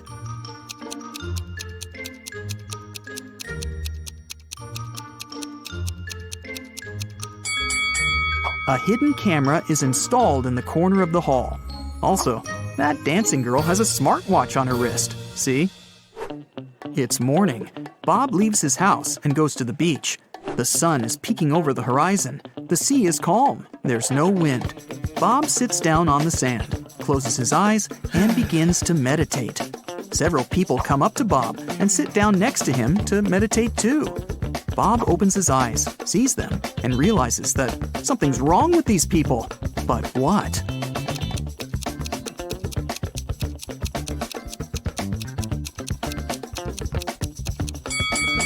Look at Bob, and now at how these people are sitting. They aren't touching the sand. Their bodies are half an inch above the ground. Susan found out that her favorite pop band was playing a private concert for VIP clients in a luxurious club. She decided to sneak inside through the back door. But unfortunately, Susan came across a strict guard behind the door. He refused to let Susan inside without a password. But luckily for her, there was a hint on the guard's t-shirt. The hint was to infinity plus BD. Susan deciphered the hint and was allowed to enter. Can you guess what the password was?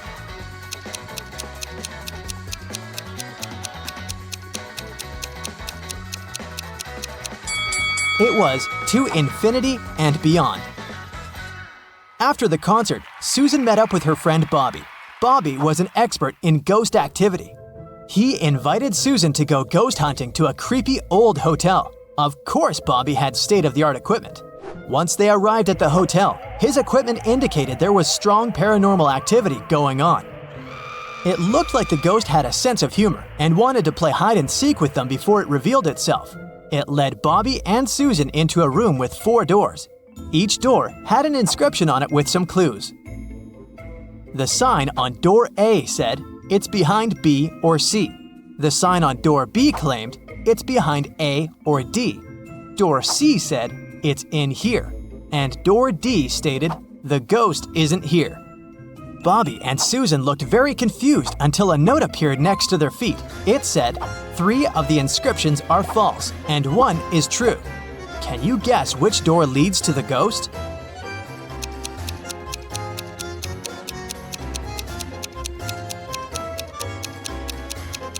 Let's see how this works. If the ghost was behind door A, then both statements B and D would be true. If it was behind door B, then both A and D would be true. If the ghost was behind door C, then A, C, and D would be all true. But if the ghost was behind door D, then the statements on all the doors would be false, except for that on door B.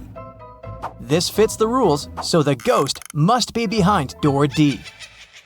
The next morning, Bobby called Susan again, saying that he had a surprise. He had won 2 tickets to Susan's favorite theme park and asked her if she wanted to go. Before she answered, though, Bobby warned her that she had to crack a very difficult riddle. Only then would he give her a ticket. She agreed. For a school challenge, 100 students received a number between 1 and 100. Each student was instructed to go inside a classroom that had exactly 100 boxes randomly numbered from 1 to 100. Inside each box, there was a slip of paper with a random number between 1 and 100 on it. Now, each student needed to enter the classroom on their own and find the box that contained the slip of paper with their number on it. But in order to do so, each of them was only allowed to open a maximum of 50 boxes. They were instructed to leave the room exactly as they found it, and they weren't allowed to communicate with other students once they'd left the room. If all of the students managed to find their numbers inside the boxes, they would each get $100. But if one of them wasn't able to find their number, none of them would be able to win the prize. Bobby asked Susan if she knew the best strategy for all of the students to find their numbers and win the prize. After a few hours, Susan called Bobby with the answer. She managed to figure out the riddle. Can you guess what she answered?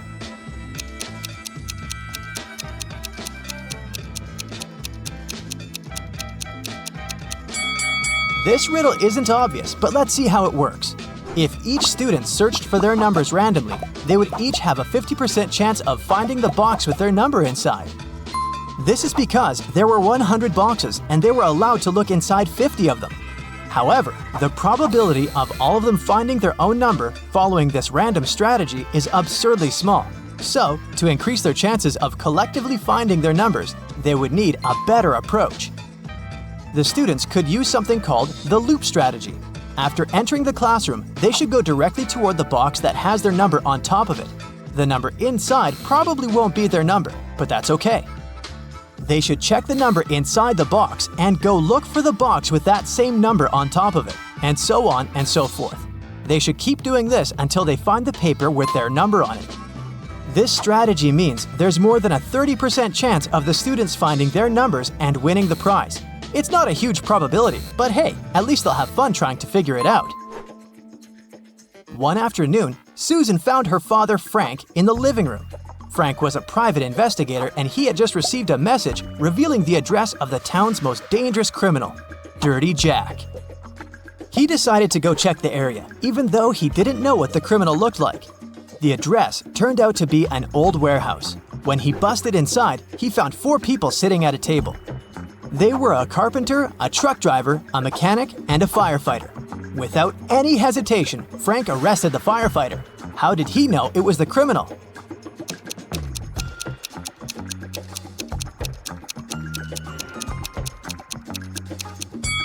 The firefighter was the only man in the room. The rest of the people were women. Bobby and Susan decided to go grab a cup of coffee. But when their orders arrived, Bobby's drink came with a fly in it. He called the waiter and asked him to change his cup. The waiter brought him another cup of coffee, but 2 seconds later, Bobby called the waiter again and said, "Hey, that's the same cup." How did he know?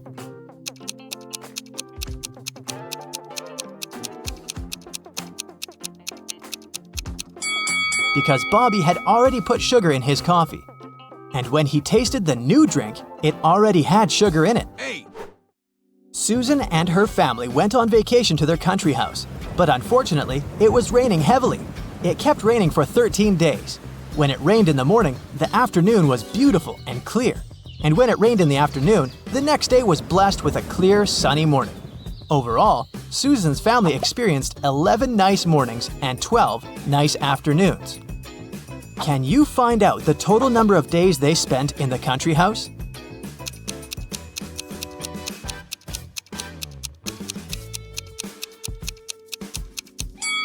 The total number is 18 days.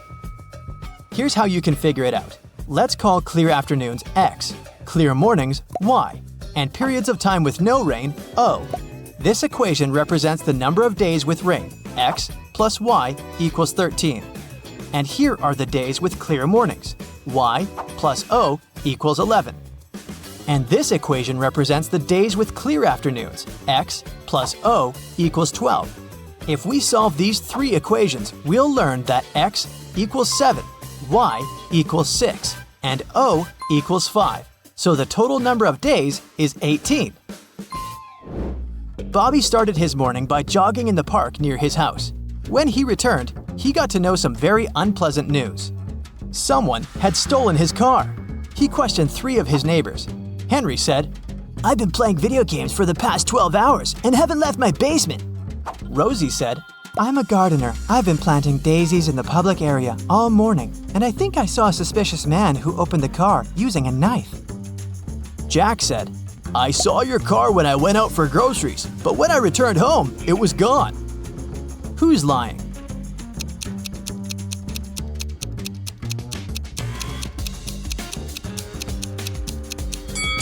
Rosie. She said she planted daisies, but look, there are only rose bushes in this area. One day, Susan found a box on her desk with a note that read, What can run but never walks, has a mouth but never speaks, has a head but never weeps, has a bed but never sleeps. Can you decipher this riddle?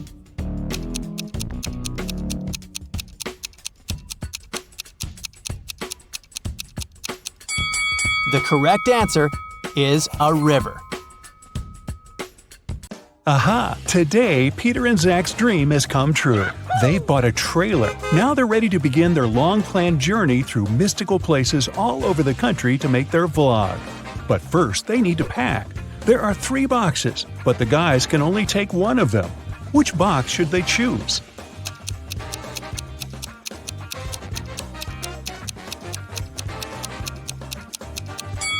The first one. Take a look at the reflection in the mirror. The second box is empty, and the food in the third box is spoiled. Several cockroaches are crawling around too. Probably not the best company for a road trip. Peter's aunt, Sarah, gave the guys 3 patchwork quilts for the trip. She said that she made all 3 of them by hand. But it's a lie. In fact, she made only 1 quilt and bought the remaining 2 online. Sarah was embarrassed to admit it because she was famous for sewing everything by hand. Can you tell which blanket is handmade?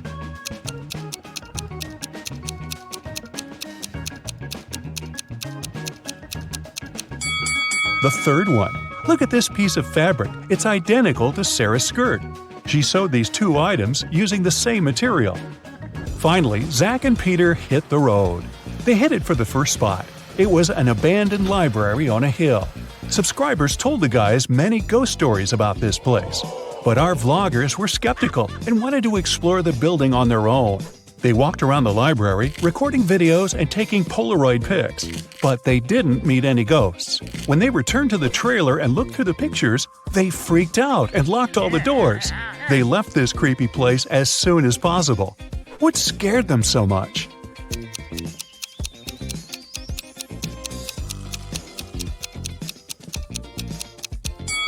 Both of them are in the photo, but then who took this picture? The guys made a stop at the local coffee shop to get some hot drinks. As soon as they came in, Peter grabbed his camera and started recording. Why?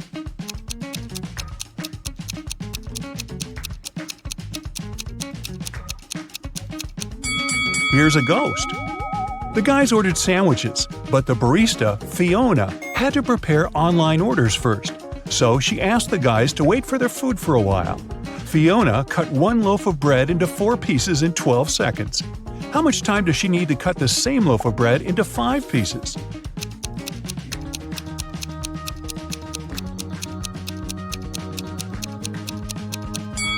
"16 seconds. To get 4 pieces of bread, she must make 3 cuts. If it takes her 12 seconds to make 3 cuts, it means she makes 1 cut in 4 seconds. If Fiona wants to cut the bread into 5 pieces, she needs to make 4 cuts. 4 seconds for each cut makes it 16 seconds in total. Oy, my head's spinning. Zach noticed a fortune teller shop in the basement. It could make great content for the vlog, so he went downstairs. But as soon as Zach entered the shop, all doors and windows disappeared. Wicked Witch offered the guy a deal.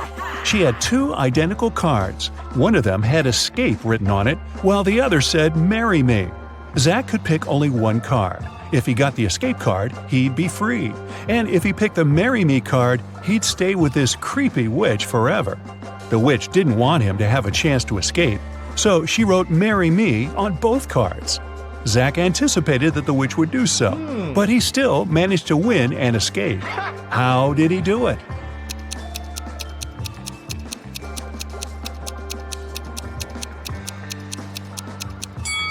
He picked a card and dropped it in the fireplace, saying it was an accident. The witch had to reveal the remaining card that said marry me. According to the rules, there had to be 2 different cards. So the witch had nothing to do but agree that the card Zach had picked and burned must have been the escape card. Peter and Zach continued their journey. In the evening, the guys saw these 3 hitchhikers not far from a bus stop. They could only pick up one person. Who should they choose?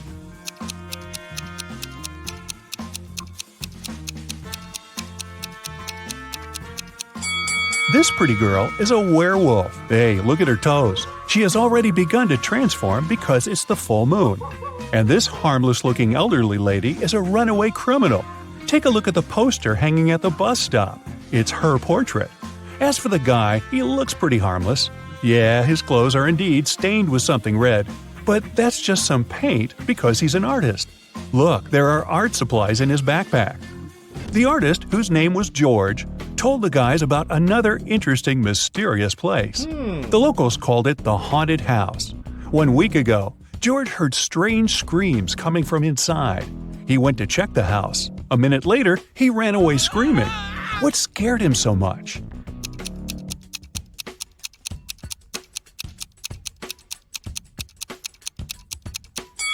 The portrait of this creepy clown is moving. Zach and Peter decided to explore that haunted house. When they entered the building, they didn't see any portraits, but they heard screams coming from the basement. They walked downstairs and found a loudspeaker that replayed the screams over and over again. There was a clown costume in the closet. Zach and Peter found 3 suspects among the neighbors and asked them just one question. What did you do 1 week ago? Mr. Daniel said, I was on vacation in Spain for 2 weeks. We came back yesterday.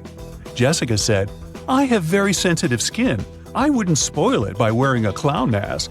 As for Henry, he said he had been preparing for his tests at college 24/7. Who's lying?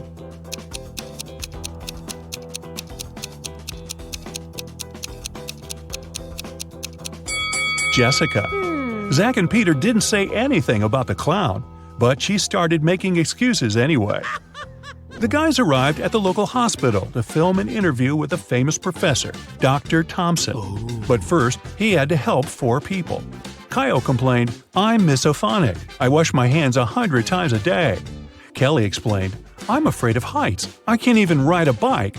Fred complained, I have a strong fear of water. I can't even look at a faucet. And Jenny claimed that she had claustrophobia. She always fainted in elevators. Dr. Thompson knew for sure that only one of these people told the truth. Can you tell who?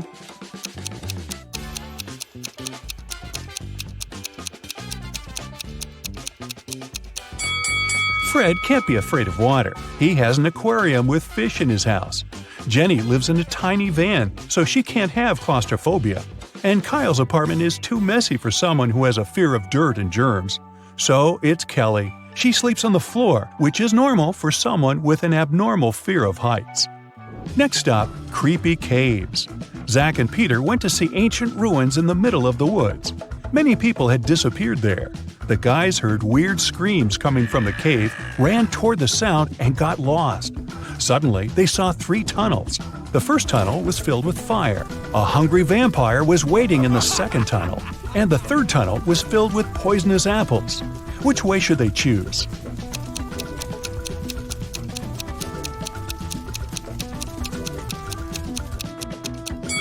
The third tunnel is safe. The guys don't have to eat those apples.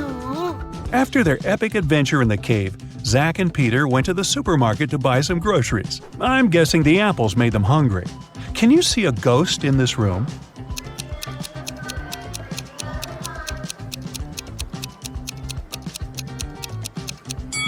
Here it is. Peter and Zach found out that people had seen some zombies in this abandoned town, so they decided to make a stop there and check for themselves.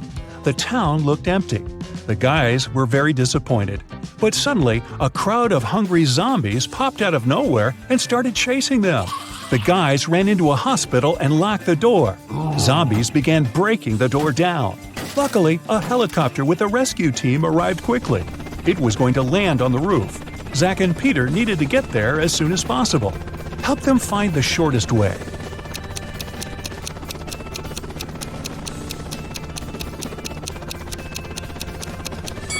Here's the way. After saving the guys, the rescue team invited Peter and Zach to go skydiving together. They agreed and put on parachutes. They took this picture inside the plane right before the jump. Can you tell which of these people is in danger?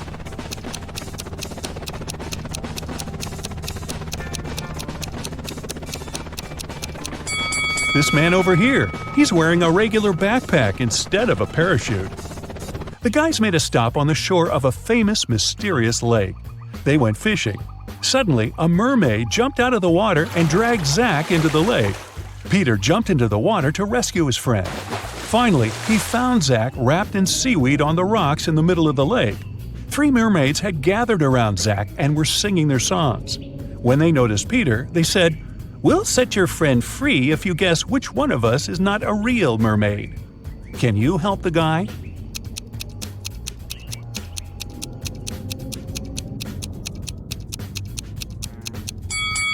This lady over there, her tail isn't real. Sometime later, Peter's aunt, Sarah, called them. She was very upset.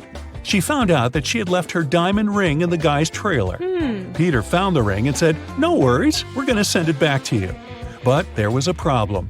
If he sent it by post without locking the box, the ring would be stolen.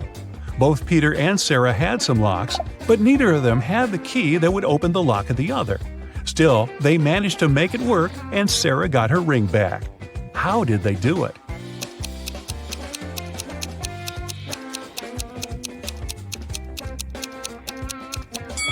Peter locked the box with the ring and sent it to Sarah. When Sarah received the box, she added her lock and sent it back. Peter received the box and removed his lock. Then he sent the box back to Sarah. She opened the lock with her key and got the ring. Man, these folks lead complicated lives, don't you think? Bella and Shelly are sisters and best friends. One weekend, their parents went on vacation. Before leaving, they strictly forbade Bella and Shelly to have parties in the house. But the sisters didn't listen and invited all their friends as soon as their parents left.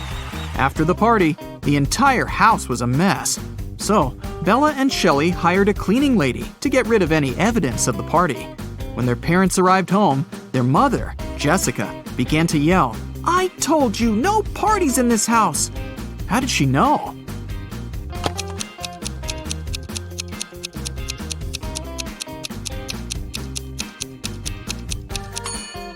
The house is too clean. There was dust on this glass vase when the parents left, but now it's fresh and clean. Jessica asked Bella and Shelly to mow the backyard lawn. None of the sisters wanted to do this annoying task. So, Shelly offered an easy way out. She put 2 cards in a hat and said, "I wrote mow on the first card and chill on the second. Pull a card and choose your destiny." Bella wasn't so naive. She suspected that Shelly was cheating and put both cards with mow written on them. But no one would believe her if she just tried to expose Shelly. And no one would look at the other card once her fate was decided. What should she do?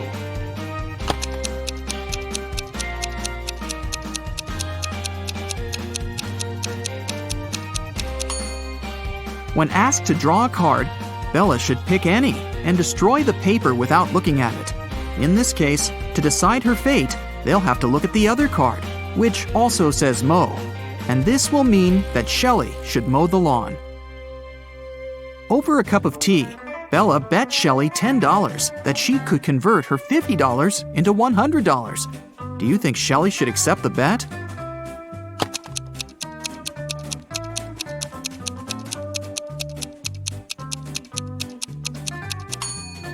There's no logical reason behind accepting it.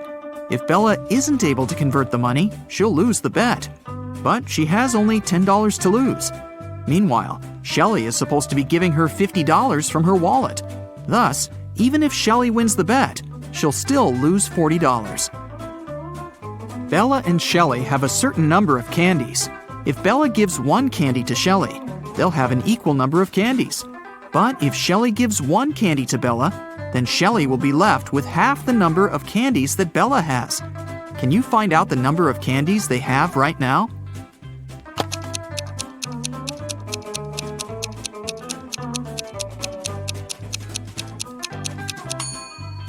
Let's use some math to figure it out. Right now, Shelly has X candies and Bella has Z candies. Now we can sum it up in these equations.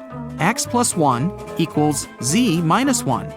Therefore, Z minus X equals 2. Also, X minus 1 equals Z plus 1 divided by 2. Now we know that 2X minus Z equals 3. So, if we equate these two conclusions, we'll get the following. X plus 2 equals 2X minus 3. Now we know that X equals 5 and Z equals 7. Therefore, Shelly has 5 candies and Bella has 7 candies. Shelly was doing laundry and found out that her favorite t-shirt got torn. Can you count the exact number of holes in her t-shirt?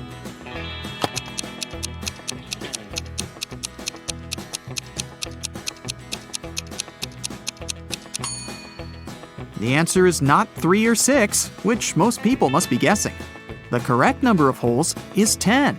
1 hole for the neck, 2 holes for the arms, 1 hole for the torso, 3 holes in the front, and 3 holes in the back. Bella went to the basement to find her old books. Suddenly, the bulb burned out. Bella took the new bulb to replace it, but the wires are very tangled. Can you find the correct switch that will turn on the bulb?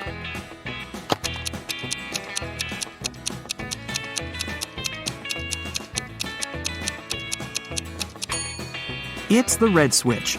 The best way to get the answer is to start from the bulb. It's been a long day. Bella finally went to sleep. But when she saw her bedroom, she yelled and ran away. Can you tell what's wrong here?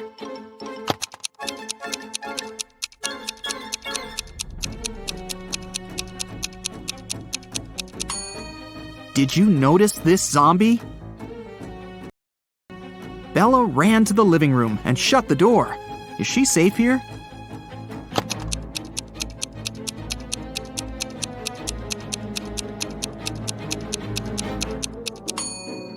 Nope.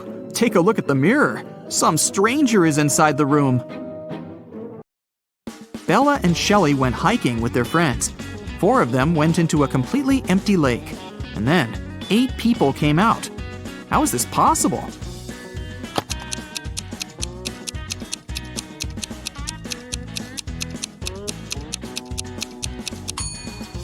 Four people were sitting on the shoulders of the other 4 when they were getting inside the lake. The guys made a stop to have a picnic. They began to play football. During their play, Bella's boyfriend, Rob, busted his lips and ears and broke a couple of ribs and thighs. However, he still managed to play a professional match the very next day. How can this be possible?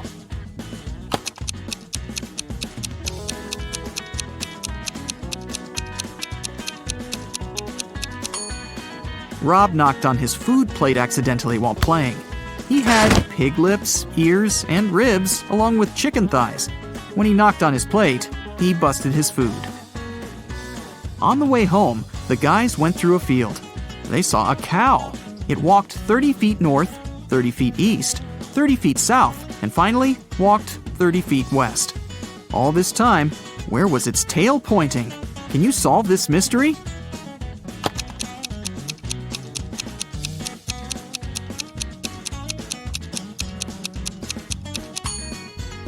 Down downwards, of course. The guys rented 4 scooters in 4 different places and hit the road. They agreed to meet in a cafe at the gas station. Here's the map. Can you tell which scooter will reach the destination first?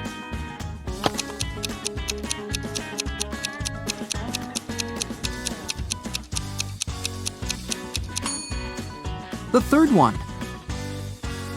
Bella and Shelly were trying to get the perfect gift for their father's birthday.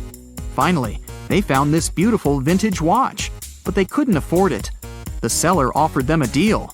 "Solve my riddle, and I'll make a 90% discount." The sisters agreed.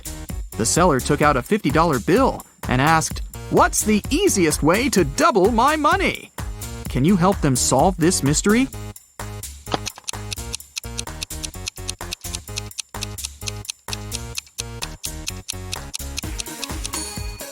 They should put the bill in front of a mirror. The sisters decided to have lunch in a cozy little cafe. The cook offered them tomato soup, mushroom salad, chicken wings, octopus, and mushroom pizza. Can you help them choose the safest food?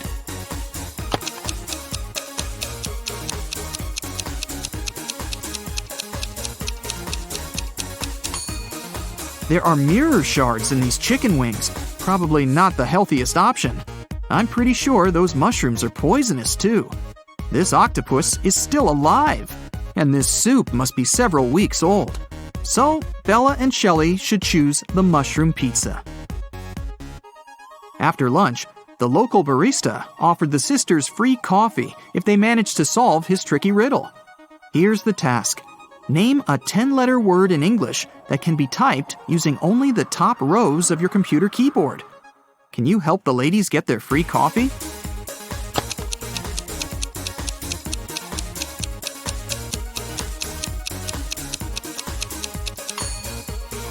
And the correct answer is typewriter. Great job! Shelly got a job at a restaurant. One night, a cook, a cobbler, and a doctor went to dinner together and asked Shelly to split the bill equally among them. When the bill arrived, it was for 4 people. How can this be possible?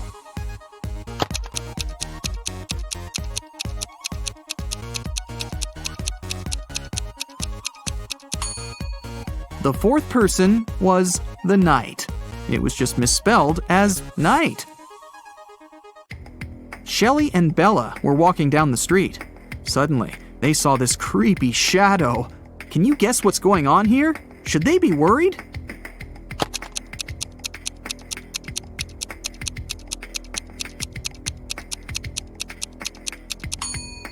Nope. It's Halloween. The guy is just walking around and scaring people in his witch costume. See? He's wearing sneakers. Shelly and Bella saw this mysterious magic shop sign and decided to go get some tarot readings. As soon as they entered the shop, a wicked witch locked the door and said, "I will make your biggest dreams come true if you crack my code. But if you fail, you'll stay here forever." Then she gave them the following clues. A. 981. One number is perfectly placed. B. 924. Everything is incorrect. C. 093. 2 numbers are part of the code, but are in the wrong places. D. 147. One number is part of the code, but is in the wrong place. E. 783. One number is part of the code, but is in the wrong place. Can you help Shelly and Bella?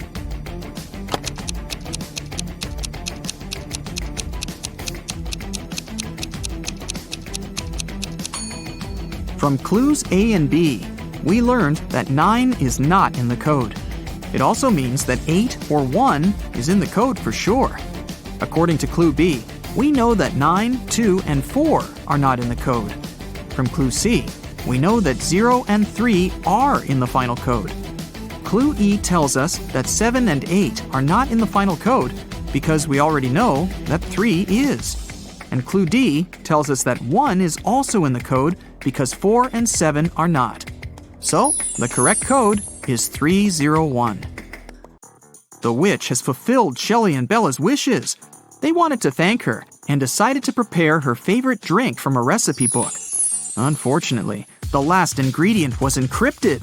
Can you help them crack the code?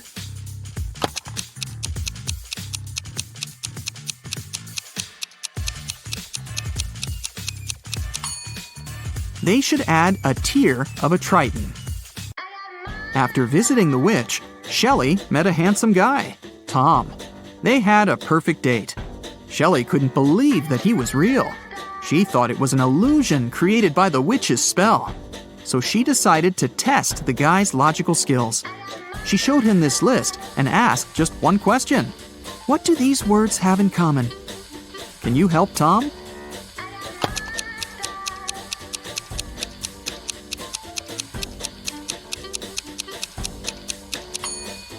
If we remove the first letter of each word and place it in the end, you'll be able to read the same word from the beginning and the end.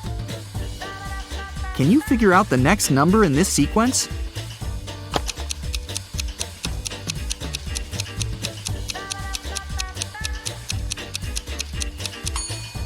It's 2. To make the puzzle seem harder, all digits are placed apart. In fact, the sequence consists of 2 different sequences. The first one is 2, 3, 4, 5, and so on. And the second sequence is 9, 18, 36, 72, and so on. Now it's obvious that the next digit should be 2. Tyler is on his way to visit his grandma. She lives on the opposite side of the village. It's her birthday, and he wants to give her the cakes that he has prepared. Unfortunately, there are 7 bridges that Tyler needs to cross to get to her house. And there's a mermaid under every bridge. The mermaids always require payment from those who cross their bridges. Before Tyler can cross the bridge, he has to give the mermaid half of all the cakes that he's carrying. But since the mermaids are kind, each of them will give 1 cake back to Tyler. How many cakes should Tyler take from home to make sure that Grandma receives exactly 2 cakes?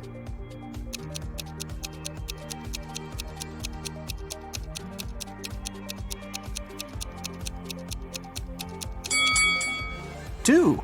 Tyler will have to give half of his cakes at each bridge, but he'll still get 1 cake back. If Tyler takes 2 cakes from home, he'll manage to stay with 2 cakes after every bridge. Will is going on a jungle trip for 1 day. He asked his wife to pack something to eat, something to drink, and something to help him stay warm. When Will opened his backpack, he found just one thing. Can you guess what it was?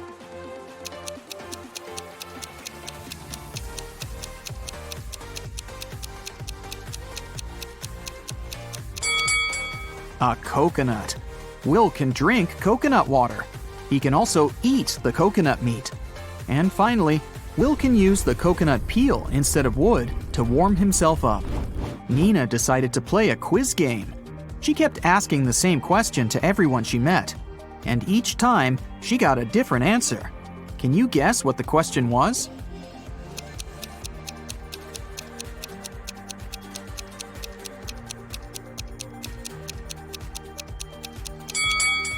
The question that Nina asked was, what is the time? Take a look at this picture. Can you predict which tank will fill first?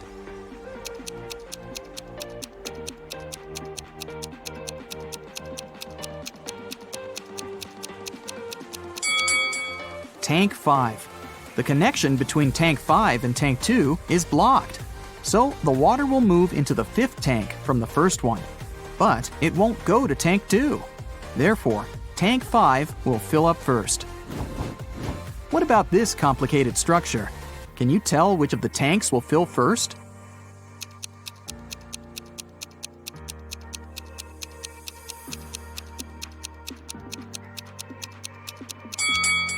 Okay, here's the explanation. Tank C is pretty tricky because it's blocked on the right side. So, the water will move to Tank J. And now, it will move to the right and go through Tank L. At this point, it seems pretty obvious that Tank H will get filled first, but that's wrong. It's blocked as well. So, the correct answer is Tank F. There is a wide field of corn. A fox finds its way into the field and starts running. Can you find out to which point the fox can run into the field?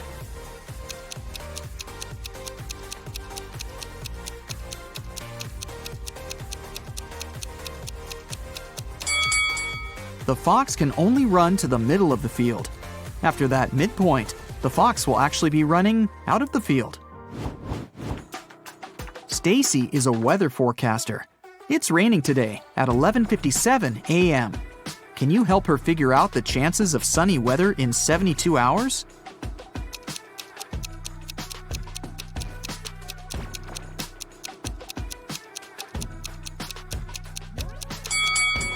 The chances are 0. In 72 hours, it'll be nighttime. How is a fly different from a mosquito?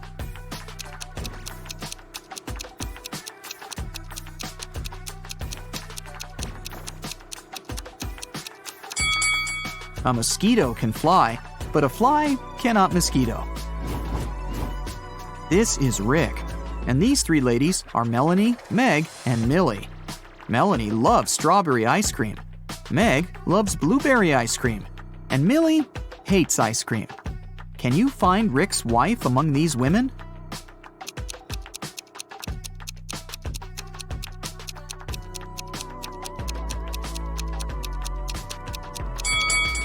It's Meg. She has a matching ring on her finger. Ice cream preferences don't really matter here. 1.5 guys eat 1.5 burgers in 1.5 hours. How many burgers can 9 guys eat in 3 hours?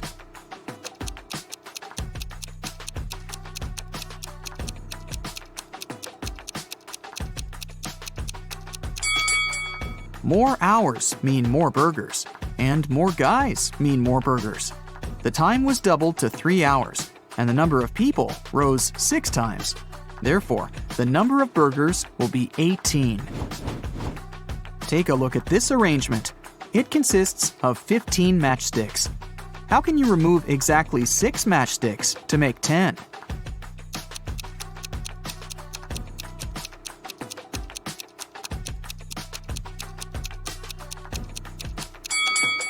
Here's the easiest way. Frank is a grandfather. His grandson is about as old in days as his son is in weeks. The grandson is also as many months old as Frank is in years. The sum of their 3 ages is 140 years. How old is Frank? Can you guess?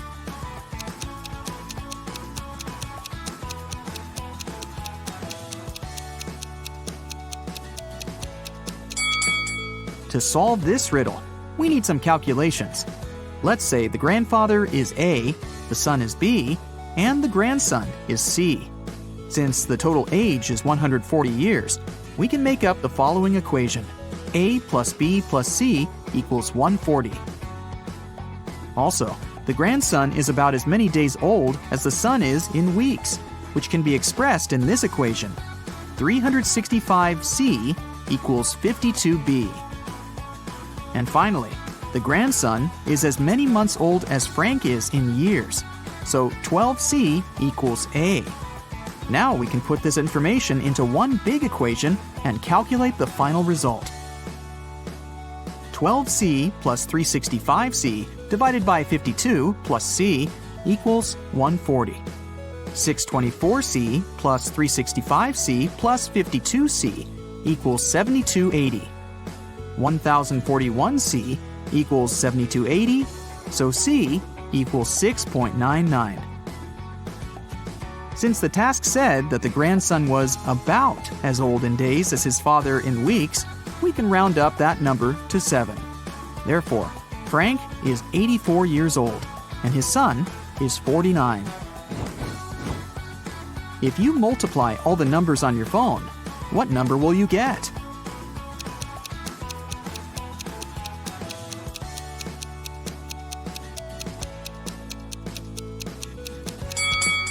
Zero. Remember that multiplying any number by 0 always results in 0. Jerry and Sarah went hiking to celebrate their anniversary, but only the wife returned from the vacation.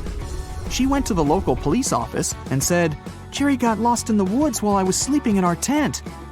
The sheriff arrested her, saying, "I've talked to your travel agent. We suspect that you're involved in Jerry's disappearance."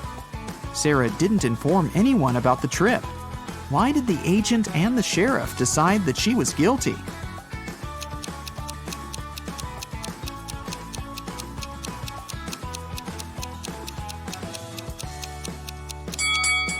Sarah bought only a one-way ticket for her husband and a round-trip ticket for herself. It means that she was sure that she would be returning alone. Can you tell which of the following statements is true? One statement here is false. Two statements here are false. Three statements here are false.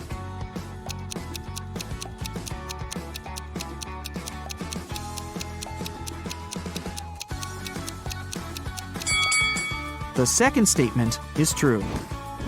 13 caves are arranged in a circle in an enchanted forest. Each of the 13 caves has treasures and gems.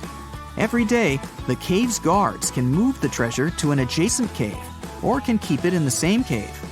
Meanwhile, every other day, treasure seekers visit the forest and have enough time to enter any two caves of their choice. How can the treasure seekers make sure to find the treasure in the minimum possible days?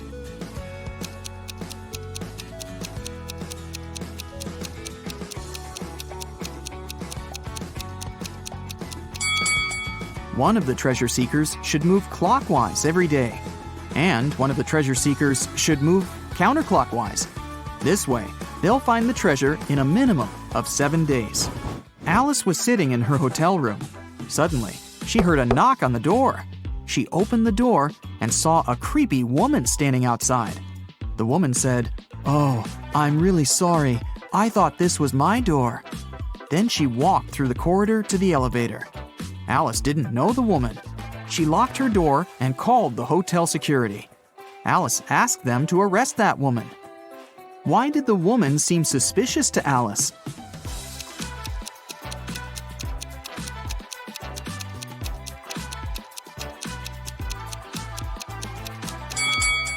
If the woman thought the room was hers, she would have used the keys, but she knocked on the door. Alex, Amy, Allie, and Austin got trapped in a jungle. There's a bridge that can lead them back to the city safely. But the bridge is very old and dark. It can handle only 2 people to pass through. Also, the family has only one flashlight to move through the dark. Alex takes 1 minute to cross. Amy takes 2 minutes, Allie takes 4, and Austin takes 5 minutes. How can they all get to the other side in the minimum possible time?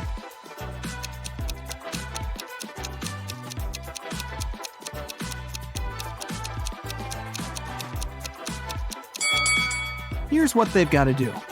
Alex and Amy should go first. It'll take them 2 minutes. Then Alex should spend 1 minute going back to Allie and Austin. Now Allie and Austin should take the flashlight and cross the bridge. It will take 5 minutes. Then Amy should come back to Alex. At this point, they've already spent 10 minutes. And now, Alex and Amy will have to spend 2 more minutes crossing the bridge. And this is how all of them will reach the other side in 12 minutes. Stephanie is a college professor. A supervisor will be visiting her class tomorrow. The supervisor can ask the students any questions. They can be either easy or difficult. Stephanie will still have the right to decide which student will be giving the answer to each question. Stephanie wants to leave the best impression. What instruction should she give to her students to maximize the chances of receiving a correct answer for each question? Can you help her?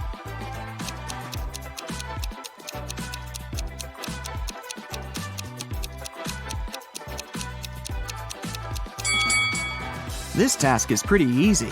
All Stephanie needs to do is to ask all the students to raise their hands on every question. But those students who know the right answer should raise their left hand, and those who don't know the right answer should raise their right hand. This strategy will help Stephanie to get only correct answers. The supervisor will also be impressed because all the students will raise their hands. Molly and Polly are twins, but only one of them is a real police officer. Can you tell who?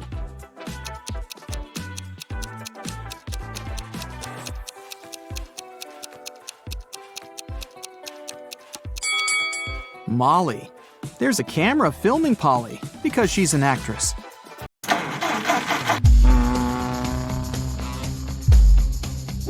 Cab driver Bobby was moving in the wrong direction on a one-way road. A police officer was standing nearby and noticed the driver, but he didn't stop or fine Bobby. Why?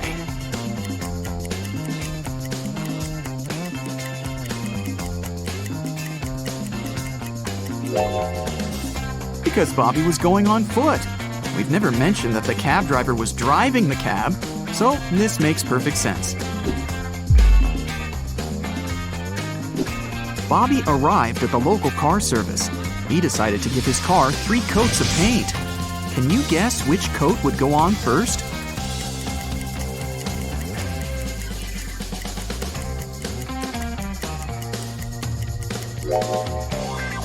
The second, as it's the only coat that can go on the first coat. The mechanic told Bobby, "Hey bro, I'm gonna give you a discount if you manage to crack my riddle, so listen carefully. They are the 5 precious gems of an everyday sort, and all can be found on a tennis court. What are they? Can you solve this mystery?"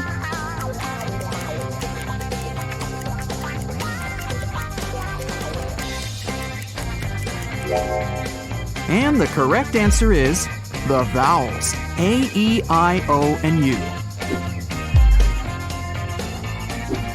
Bobby was having a cup of tea when he called the waiter and told him that there was a fly in his tea.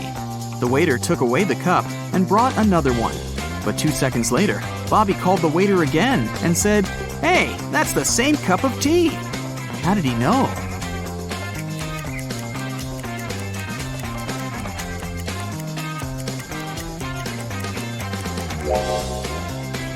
Bobby had already put sugar in his tea.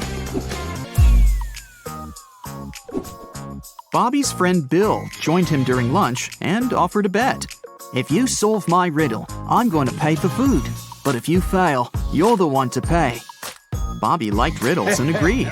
Bill put some matchsticks on the table and said, "Okay, here's the task. I've arranged matchsticks in a grid so that the first and second row, as well as the first and the third columns, contain 12 matchsticks each. Can you remove 4 matchsticks and rearrange all the remaining ones so that we're still left with 12 matchsticks in the first row, the second row, the first column, and the third column? Can you help Bobby save some cash?"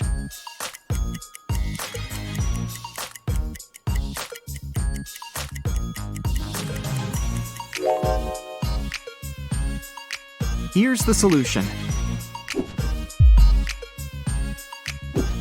Bobby went to the restroom after lunch. Unfortunately, the door got locked automatically. Now Bobby needs to enter a password to get out. He found this hint hanging on the wall. "A word I know, 6 letters it contains. Subtract just 1, and 12 is what remains. What am I? Can you crack the code?"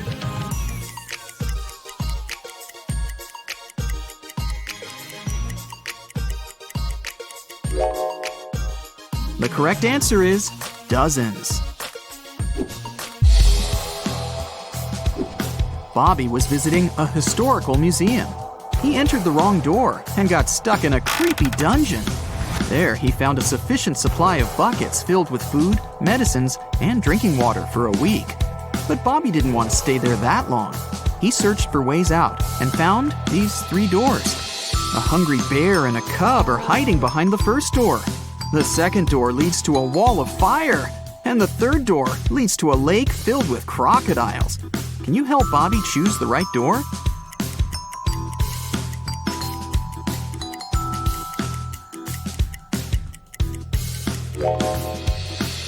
The bear will try to protect the cub, even if you offer them all of your food. Swimming through a lake with crocodiles is also a bad idea.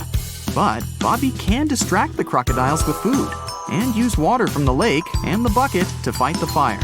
So, he should choose the second door.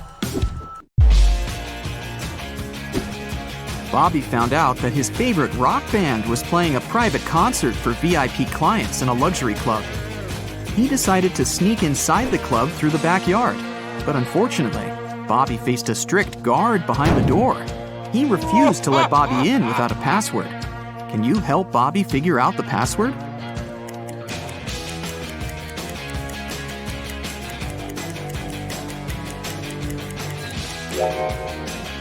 Take a look at the guard's t-shirt. It's a rebus. The password is to infinity and beyond. Bobby's friend Mike is an expert on paranormal activity. He invited Bobby for ghost hunting in a creepy old hotel. Their equipment indicated strong signs that a ghost was hiding behind one of the 4 doors. Each door has an inscription. The sign on door A says, "It's behind B or C." Door B says, "It's behind A or D." Door C says, "It's in here." And door D claims that the ghost isn't here.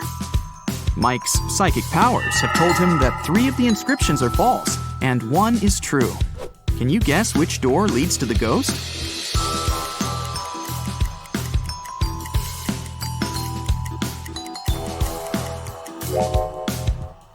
Door D leads to the ghost. Why? Well, if the ghost is behind door A, then both B and D are true. If the ghost is behind door B, then both A and D are true. If the ghost is behind door C, then A, C, and D are all true. But if the ghost is behind door D, then the statements on all the other doors are false, except for that on door B. This matches the rules. Mike was standing on a 100-foot, 30-meter ladder. He slipped from the ladder and fell to the ground. But after the fall, he was absolutely fine and not injured. How could that be?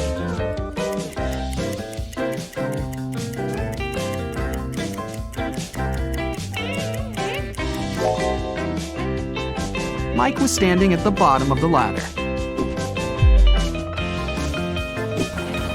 Bobby's friend brought him to a round desert island by helicopter and left him there. Bobby wanted to spend some time alone, but something went wrong.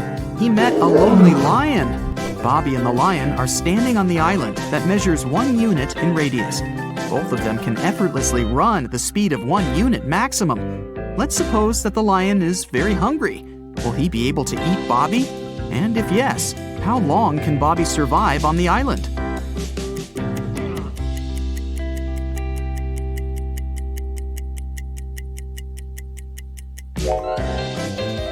There are 2 possibilities. If Bobby decides to run on the perimeter of the island, the lion will eventually catch him. And here's the second possibility. Bobby doesn't run on the perimeter. This way, he will be using an escape strategy that will work for an infinite time. So, Bobby should probably choose the second strategy and just wait for the helicopter to come back and pick him up. Bobby and his friends went on vacation to a country house, but unfortunately, it was raining heavily. It kept raining for 13 days. When it rained in the morning, the afternoon was beautiful and clear. And when it rained in the afternoon, the next day was blessed with a clear, nice morning. Overall, the guys experienced 11 nice mornings and 12 nice afternoons. Can you find out the total number of days they spent in the country house?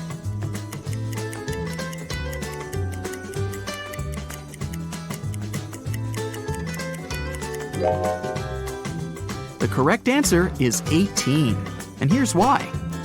Let's call clear afternoons X, clear mornings Z, and no rain period O. This equation represents the number of days with rain. X plus Z equals 13. And here are the days with clear mornings. Z plus O equals 11. And this equation represents days with clear afternoons. X plus O equals 12. If we solve these 3 equations, we'll learn that X equals 7, Z equals 6, and O equals 5. So, the total number of days is 18. Bobby started his morning by jogging around a park near his house. When he returned, he faced very unpleasant news. Someone had stolen his cab car. He questioned 3 people standing nearby. Henry said, Sorry about your car, bro. I've been playing video games for 24 hours. I haven't seen anything suspicious because I didn't leave my basement. Rosie said, I'm a gardener. I've been planting daisies in the public area all morning. I think I saw a suspicious man who opened the cab car using a knife. Jack said, I saw your car when I went out for groceries, but when I returned home, it was gone. Who's lying?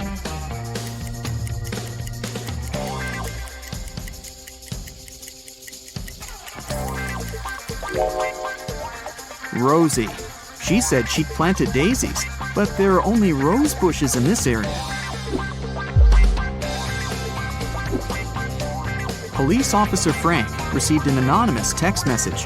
It revealed an address where Frank could find one of the most dangerous criminals. The police went to check the area. They didn't know what the criminal looked like, but they knew that his name was Dirty Jack, and he was inside the house.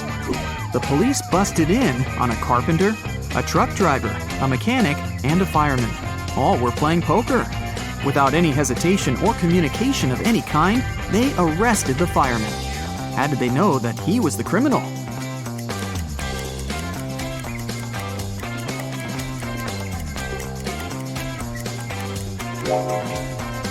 The fireman was the only male in the room. The rest of the poker players were women. Dirty Jack wanted to escape from prison and found 3 possible ways out. The first exit is guarded by hungry dogs. The second exit has a tricky trap. A cage will fall from the ceiling and catch anyone who steps on the floor in this room. And an angry guard is hiding behind the third exit. No prisoner can escape from him. Which door should he choose?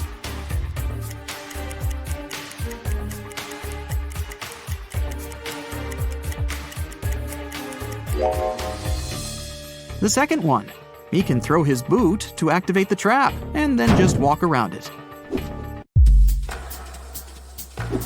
Dirty Jack got out of prison and found himself in the middle of the ocean. He landed in a cave underwater and got trapped. Stones are hanging above him, and he has only 2 options to escape. A huge jellyfish is waiting on the first path, and a hungry shark is waiting on the second path. Which way should he go?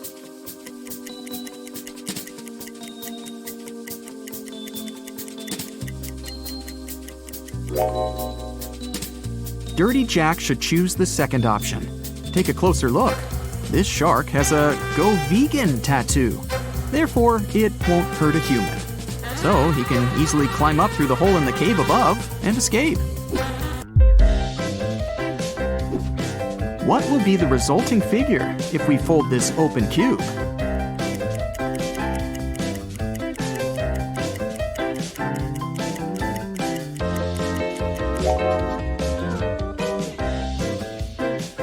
The correct answer is A.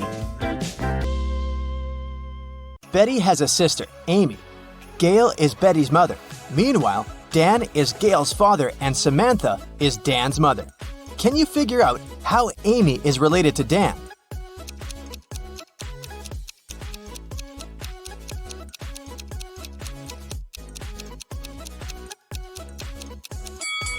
Here's why.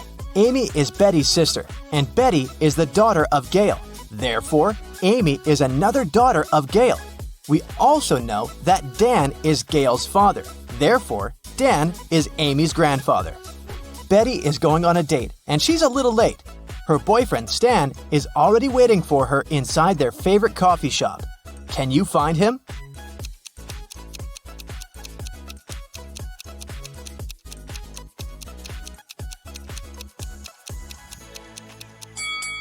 It's this guy on the right. He has a small gift box on the table. After the date, Betty takes a car sharing to go home. The car is parked at this point. Can you figure out the only point Betty can reach?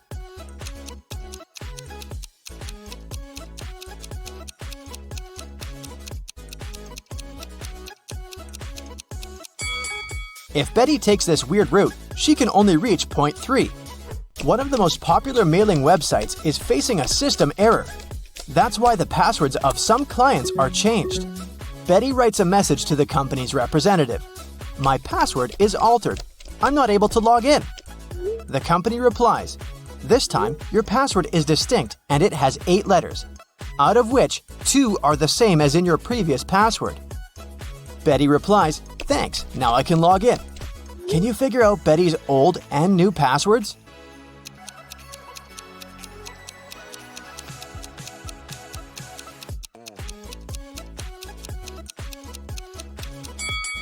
Her new password is distinct, and the old one is altered. Betty arrives at her favorite swimming pool and spots something really weird.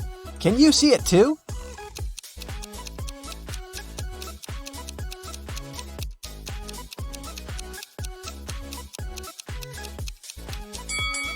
Someone swapped these guys' shadows. After swimming training, Betty goes to the public shower. There are other people in shower cubicles nearby. Can you spot who's unwanted here?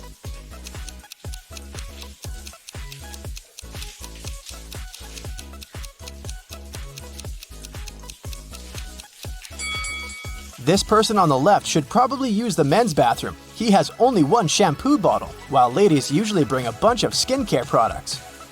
Betty meets her best friend Rob. He always tells the truth. Rob says, "I have one specific whole number on my mind. It's 1, 2, or 3. You can ask me just one question, but I can only reply yes or no, or I don't know. What question will you ask to figure out the number I'm thinking about?" Can you help Betty?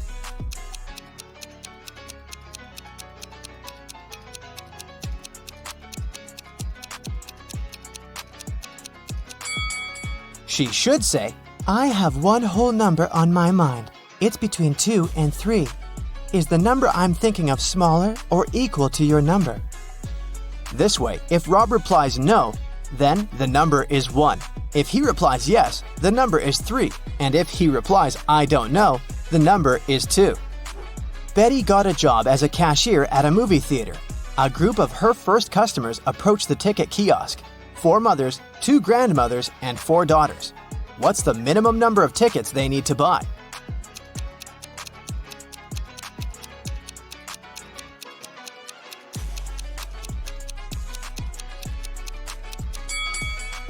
Only 6. Betty has 3 keys that open 3 different doors. How many attempts does she need to figure out the key for each door?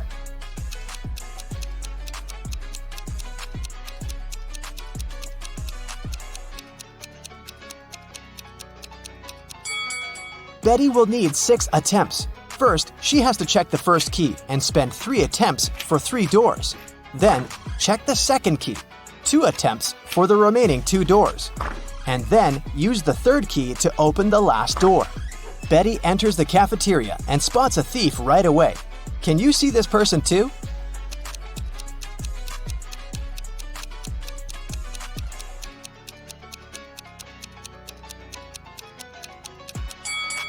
This elegant lady in the chair has a plastic detector attached to the stolen clothes.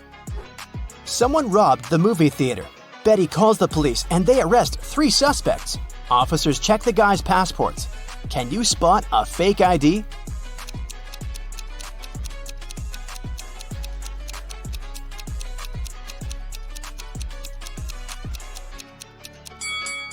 Most passport pictures have a white background, so the one in the middle is fake. Late at night, Betty is walking home in a snowstorm. She meets her neighbor walking a dog in the street and freaks out. Can you guess why?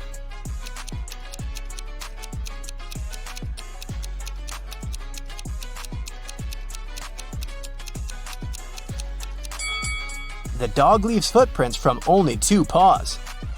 Betty continues her walk and sees another odd thing. Can you spot it too?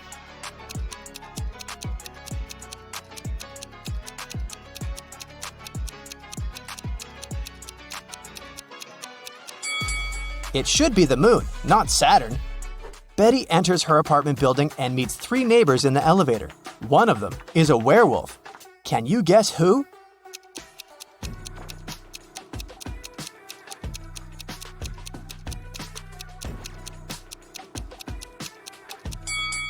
This lady on the left. She's wearing a moon necklace. Betty goes to sleep and wakes up in an arena. The speakers announce that she must fight with one of these 3 hybrid creatures. Which one should she choose to stay alive?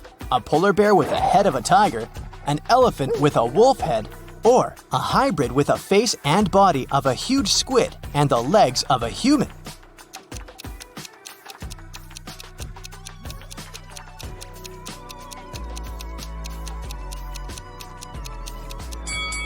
Betty should choose the third hybrid. Since its body has gills, it won't be able to breathe and fight outside water.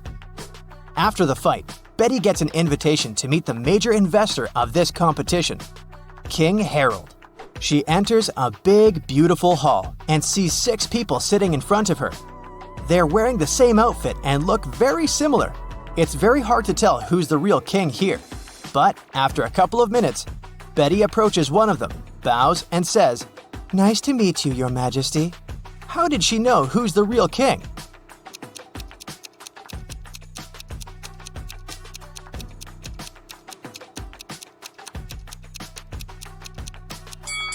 All the other guys were looking at the king very attentively to imitate his manners and actions. Meanwhile, the real King Harold was sitting calmly. Betty returns home and faces bad news. Her cat Fluffy is missing. Betty questions her neighbors. Lily says, "Sorry, I didn't see any cats. I'm working from home. I spent all day working on my new book." Vanessa said, I haven't seen Fluffy today, and it's cool because I have a terrible allergy to cats. and Bob said, I think I heard a cat meowing on the balcony a couple of hours ago. "Can you guess who stole the cat?"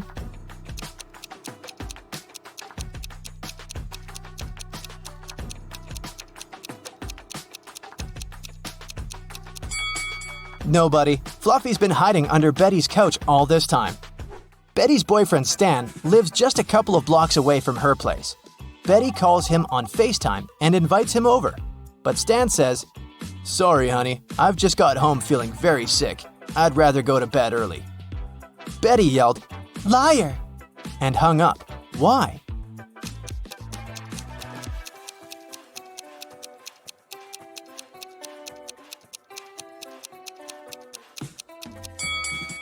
Take a look at Betty's window. It's pretty dark.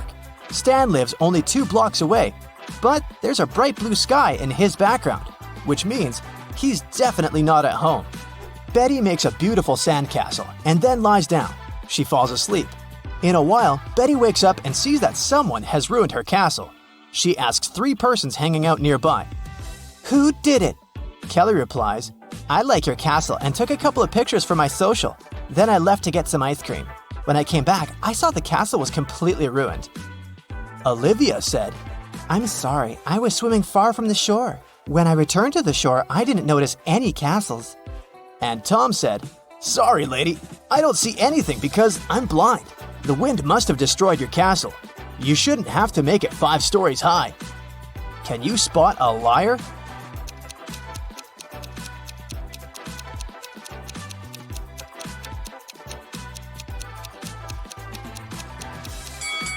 Tom is lying. He said he was blind. How did he learn the castle architecture in detail? Betty is using an app to find accommodation for her vacation. She likes 3 offers. Rose invites her to stay in a cozy bedroom on the 4th floor of her luxurious villa for the price of $50 per night. Jane is ready to host 1 person in a tiny guest house in her backyard for $30. And Tyler offers to rent his boat for $200 per night. Fishing equipment is included. Only one of these advertisements isn't fake. Can you guess which one?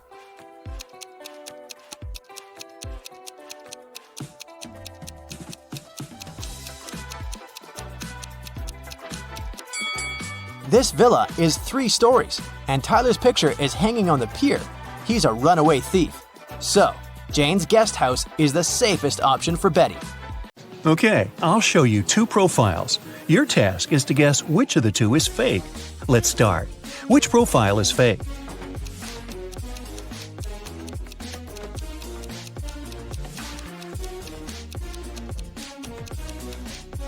It must be the left one. The girl is only 13 years old. She can't be doing her PhD. What about these 2?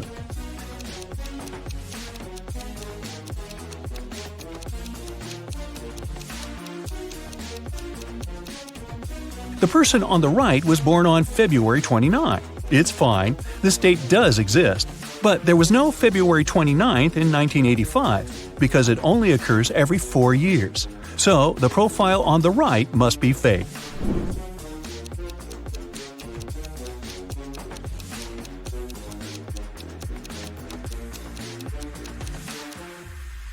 The left profile is fake. Pilots are supposed to have perfect vision, so the guy is probably lying about something. Take a good look at these profiles.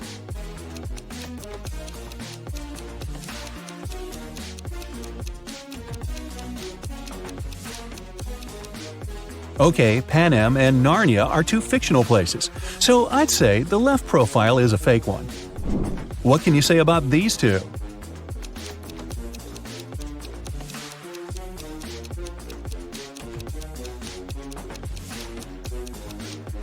Well, as far as I know, 14-year-olds can't get married in Canada, so the profile on the right is fake. Now, I'll show you some photos. Your task is to guess what's wrong with them. Let's begin. Here's the first one for you.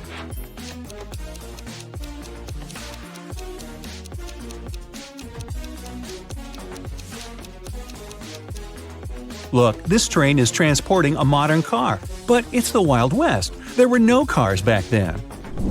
Can you tell what's wrong here?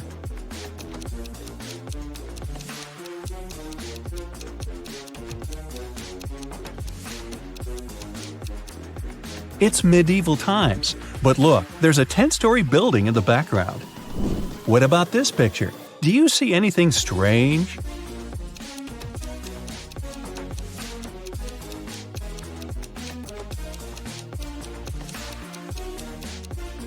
The woman is wearing sneakers.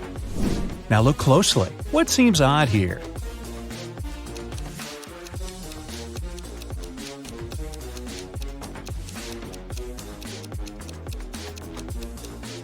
This woman has a modern camera. I don't think people had them back then.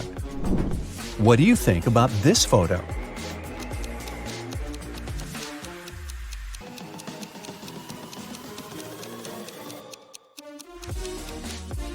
The mountain in the background is green. There's no snow. Keep going. What's wrong here?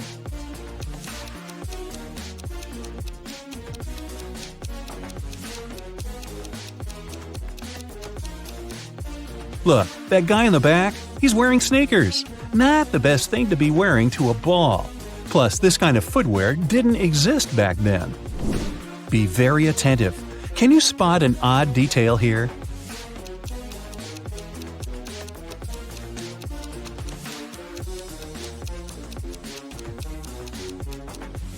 This guy has 3 hands. How handy. Ryan had a crush on a girl from his school, Amelia.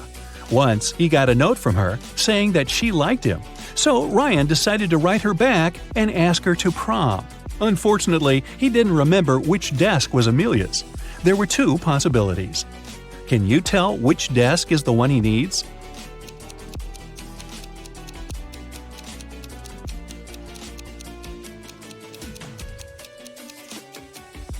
If you remember, the note was written in green ink. There's a similar green pen lying on the desk on the right, so this is most likely Amelia's desk. One Monday morning, a big sum of money went missing from the accountant's safe. 3 people were in the office at that time. Magnolia, the accountant, said she'd left for several minutes to go to the bathroom. Walker, a software manager, said he'd gone out for lunch and hadn't seen anything. Dawson, a cleaning man, said he had been cleaning the 2nd floor at the time. Can you figure out who's lying?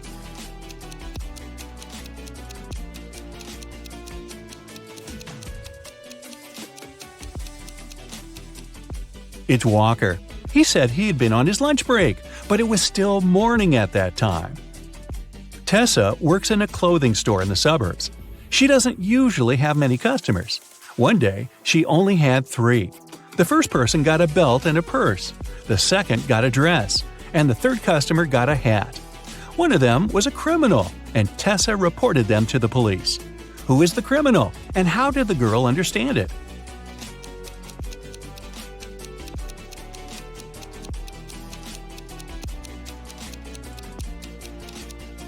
The third customer gave her a $1,000 bill, and such bills don't exist.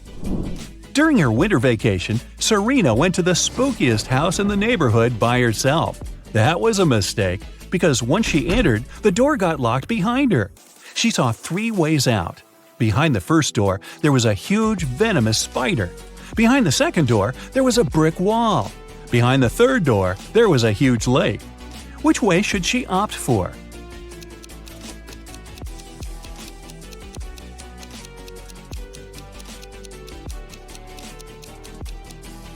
She should take the third way. It's winter, and the lake is frozen. Serena told her friends what had happened to her, but no one believed her. The next day, Leslie went to that house too. The same thing happened. The door got locked, and the girls saw 3 dangerous ways out.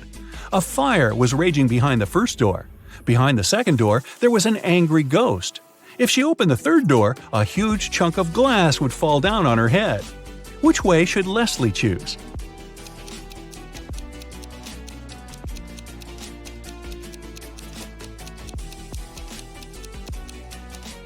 Well, if I were her, I'd choose the second way.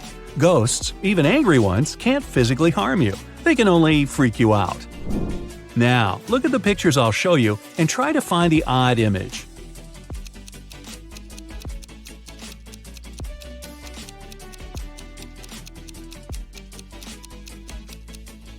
Yep, it's right here.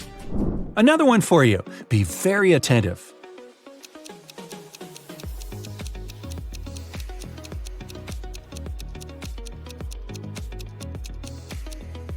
Look, here it is. Now, let's make it harder. Here's a picture of many plants. Can you find 2 that are the same?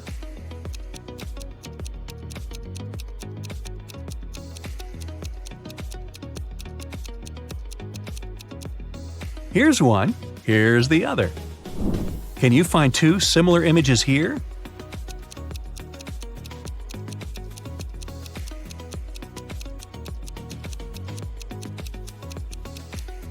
Look, here they are. Okay, now I have a maze for you. Can you find a way out?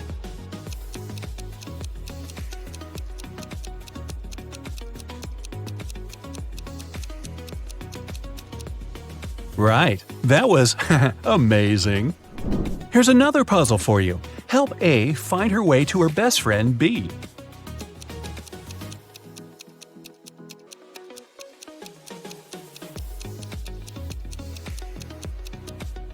That's how she can do it. And another maze, the hardest one so far. Can you help the dog find its favorite plush toy?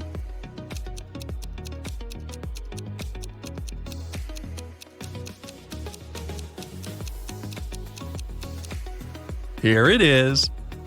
Kai and Nate went camping in the woods. Now, look, Kai is climbing a tree and Nate is picking up some firewood for the campfire. Who's in danger?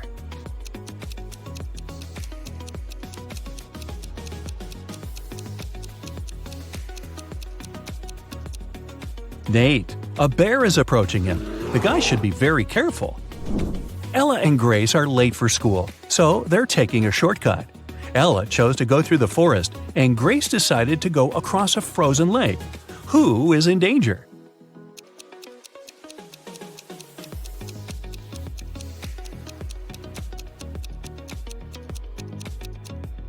Grace. The ice on the lake is melting. There are cracks over there. Pierce's daughter and Andre's son came back home after studying at their friend's house. Neither of the parents got suspicious, but someone's kid had been to a party instead of studying. Whose kid was it?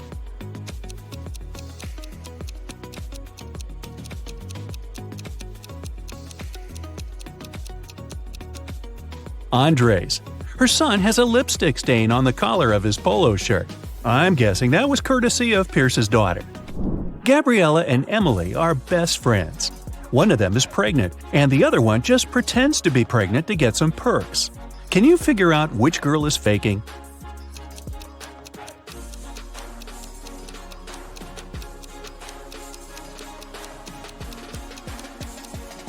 I'd say it's Gabriella. Look, she's wearing really high heels, so she's probably not afraid of slipping and falling. If she was pregnant, she'd be more careful, you'd think. One day, Los Angeles police were warned that the infamous robber Samuel had left Spain and taken a plane to Los Angeles. The only detail the police knew was that the criminal had a beard. At the airport, they stopped a group of people who had just arrived from different countries. The detectives noticed 3 bearded men and interrogated them. The first guy said that he'd come from London.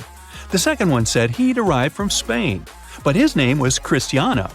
The third man said he'd come from Poland to have a vacation. The detectives didn't even need to check their plane tickets to figure out who the robber was. Who do you think the criminal is?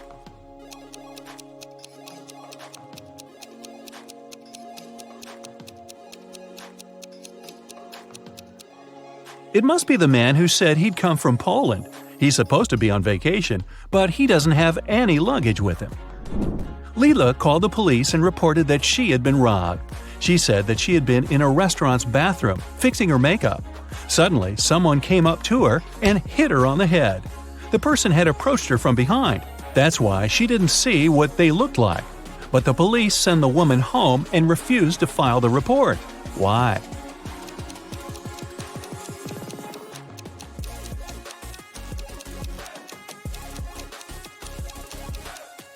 The woman said she'd been fixing her makeup. Then she had to be looking in the mirror. If someone had tried to approach her from behind, she would have seen that person. But she said she hadn't. She must have made up the whole story. Several girls went missing in a small town. The police only managed to find them half a year after the first one had disappeared. When officers entered the place, they saw just 3 girls. They all said they had been locked in a small room and had never left it. The detectives knew that one of them was the kidnapper. The first girl, Eleanor, said she'd spend around a half a year there. The second girl, Vera, said she had been confined there for 2 months. The third girl, Sienna, said she had been there just a week. Can you guess who's lying?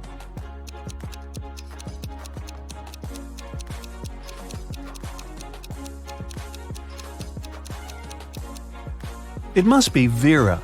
Look, both Vera and Sienna have a pretty manicure. It's okay for Sienna because she's only spent a week there, but Vera's manicure would be all messed up after being locked for 2 months.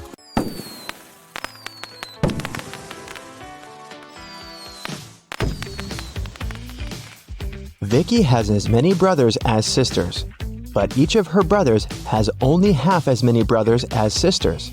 How many brothers and sisters are there in Vicky's family?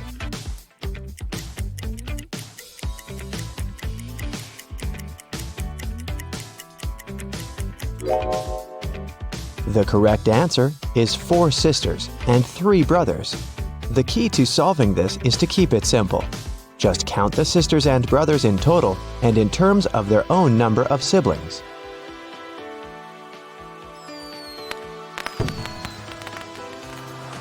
Vicky is a music teacher. One day, she came over to her student's house to give him a lesson. The door was unlocked, so Vicky got in. Her student, Mr. Green, was lying on the couch with the flu. He was very weak, and Vicky decided to call the 3 best doctors in this town. Since Mr. Green was really rich and influential, many people wanted to get rid of him. That's why his bodyguards had to search the doctors before they began any treatment. It turned out that one of the doctors was a criminal. Can you tell which one?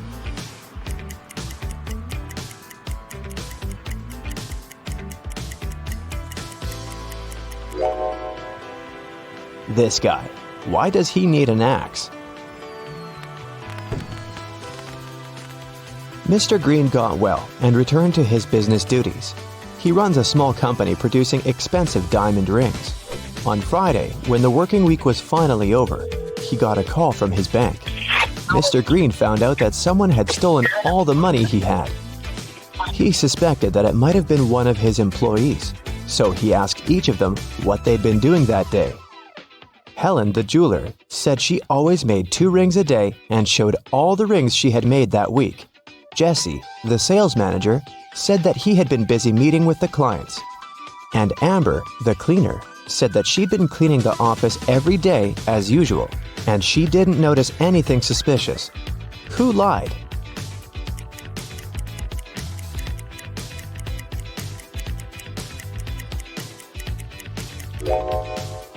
Helen. There are 5 working days in a regular week. She said she made 2 rings a day, but she only showed 8 rings. It means she missed 1 day of work. Vicky was walking down a shopping mall. Suddenly, she heard screams. Looking outside the window and saw 2 women in big trouble. Can you tell who has more chances to survive?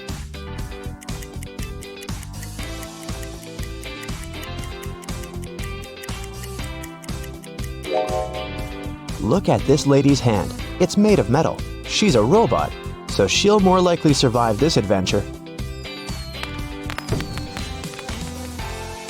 One morning, Vicky was walking in the park and noticed this missing cat poster. Can you help her find the cat in this area?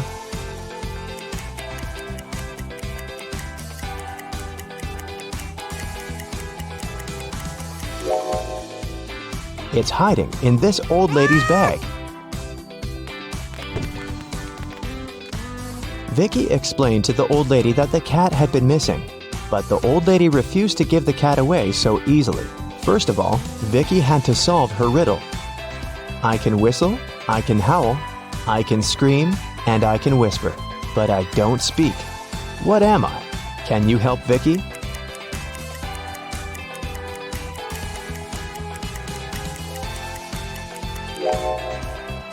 The correct answer is wind. After getting the cat, Vicky headed to its owner's home. She walked through this beautiful park. Can you spot what's wrong here?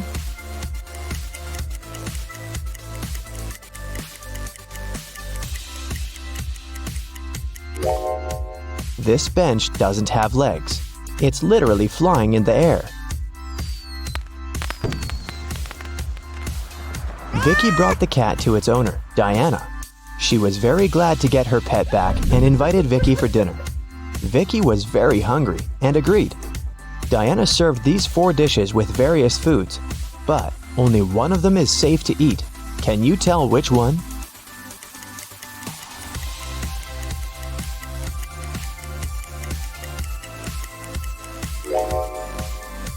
The coconut cake is sprinkled with some human nails. If you look closely at this tomato soup, you'll notice some metal nails. Something's moving inside this burger, so this pasta is the only edible dish here.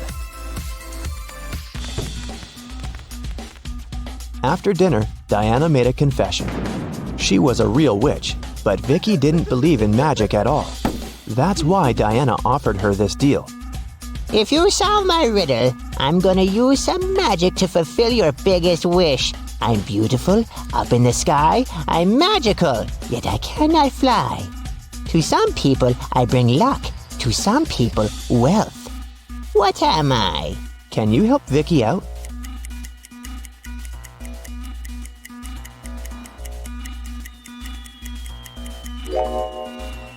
The correct answer is rainbow.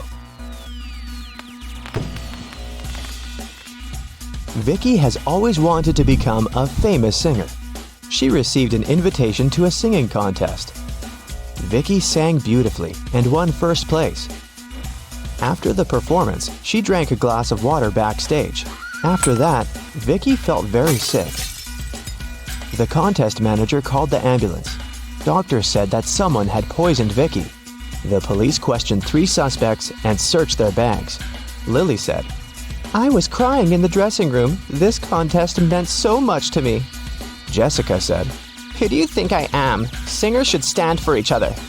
And Rose said, I was outside the music hall with Lily. She was crying because she had lost this competition. Who poisoned Vicky?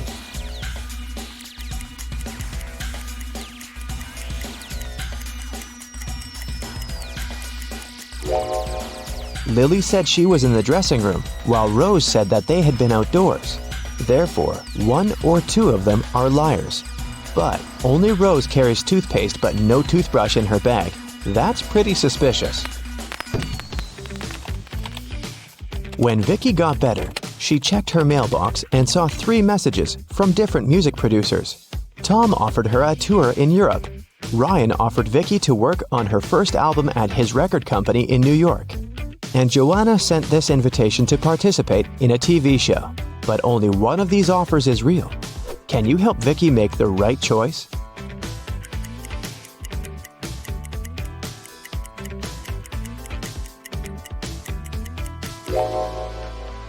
Joanna's message is spam. She doesn't mention Vicky's name anywhere, and the text includes a suspicious link. Ryan sent Vicky a picture of his record company. But there are palm trees and a tropical forest outside the window. It's clearly not in New York. So, Vicky should pick Tom. Vicky was walking home from a rehearsal and stepped on a magical portal. She fainted and woke up in an enchanted forest. Suddenly, a wicked witch popped out of nowhere and gave Vicky a choice. If you solve my riddle, I'll let you go. And if not, you'll get lost in this forest forever. Here's the riddle. I can be flipped and broken, but I never move. I can be closed and opened, and sometimes removed. You can seal me with your hands. What am I? Unfortunately, Vicky failed to crack this riddle. And what about you?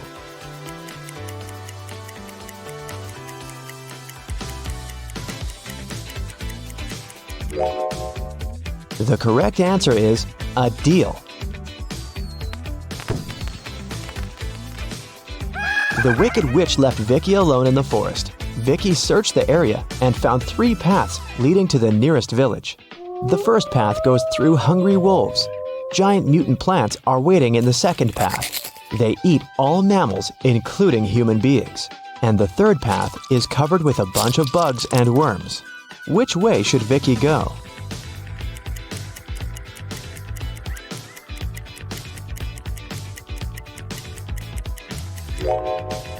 Although insects are gross, they are the least harmful to humans, so Vicky should choose this path. Vicky got very hungry and decided to find some food in the village.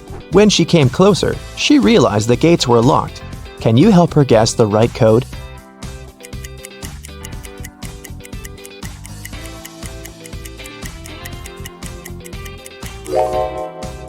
Take a look at the screen. It requires a 4-digit code. Someone decorated the gates with this symbol. It's a hint. If we divide this symbol into 4 parts, we will see that it's made up of 4 2s. So, Vicky should enter 2222 and come in. When Vicky entered the village, an angry pixie stopped her and said, Not so fast, lady. You gotta solve one riddle first. What should you do when you see a green man? Vicky cracked this puzzle right away. What about you?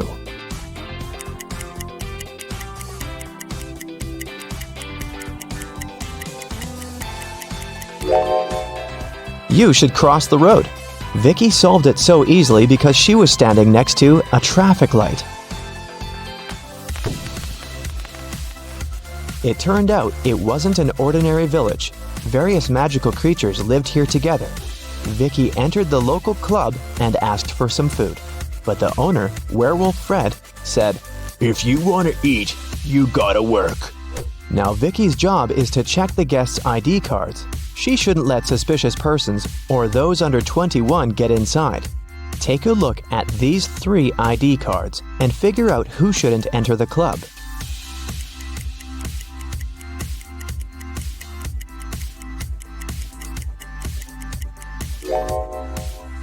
The first one, Vampire, is already 21, and nothing looks suspicious in his ID, so Vicky should let him in. And this werewolf lady seems alright too. This elf's ID card says he was born on September 31st, but such a date doesn't exist. Therefore, Vicky shouldn't let the elf in. After work, Vicky went to the local supermarket to buy some food. She saw 2 attractive young ladies eating street food there. Can you tell which one of them isn't human?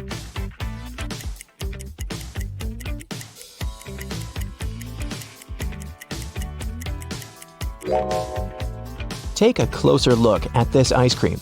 Raw meat? This lady is definitely a werewolf.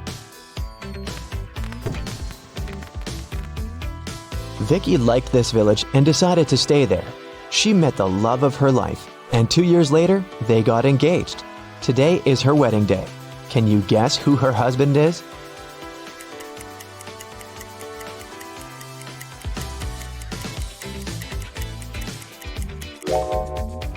It's the third guy. He's wearing a tie, which means he attended the wedding, and he's wearing a ring too.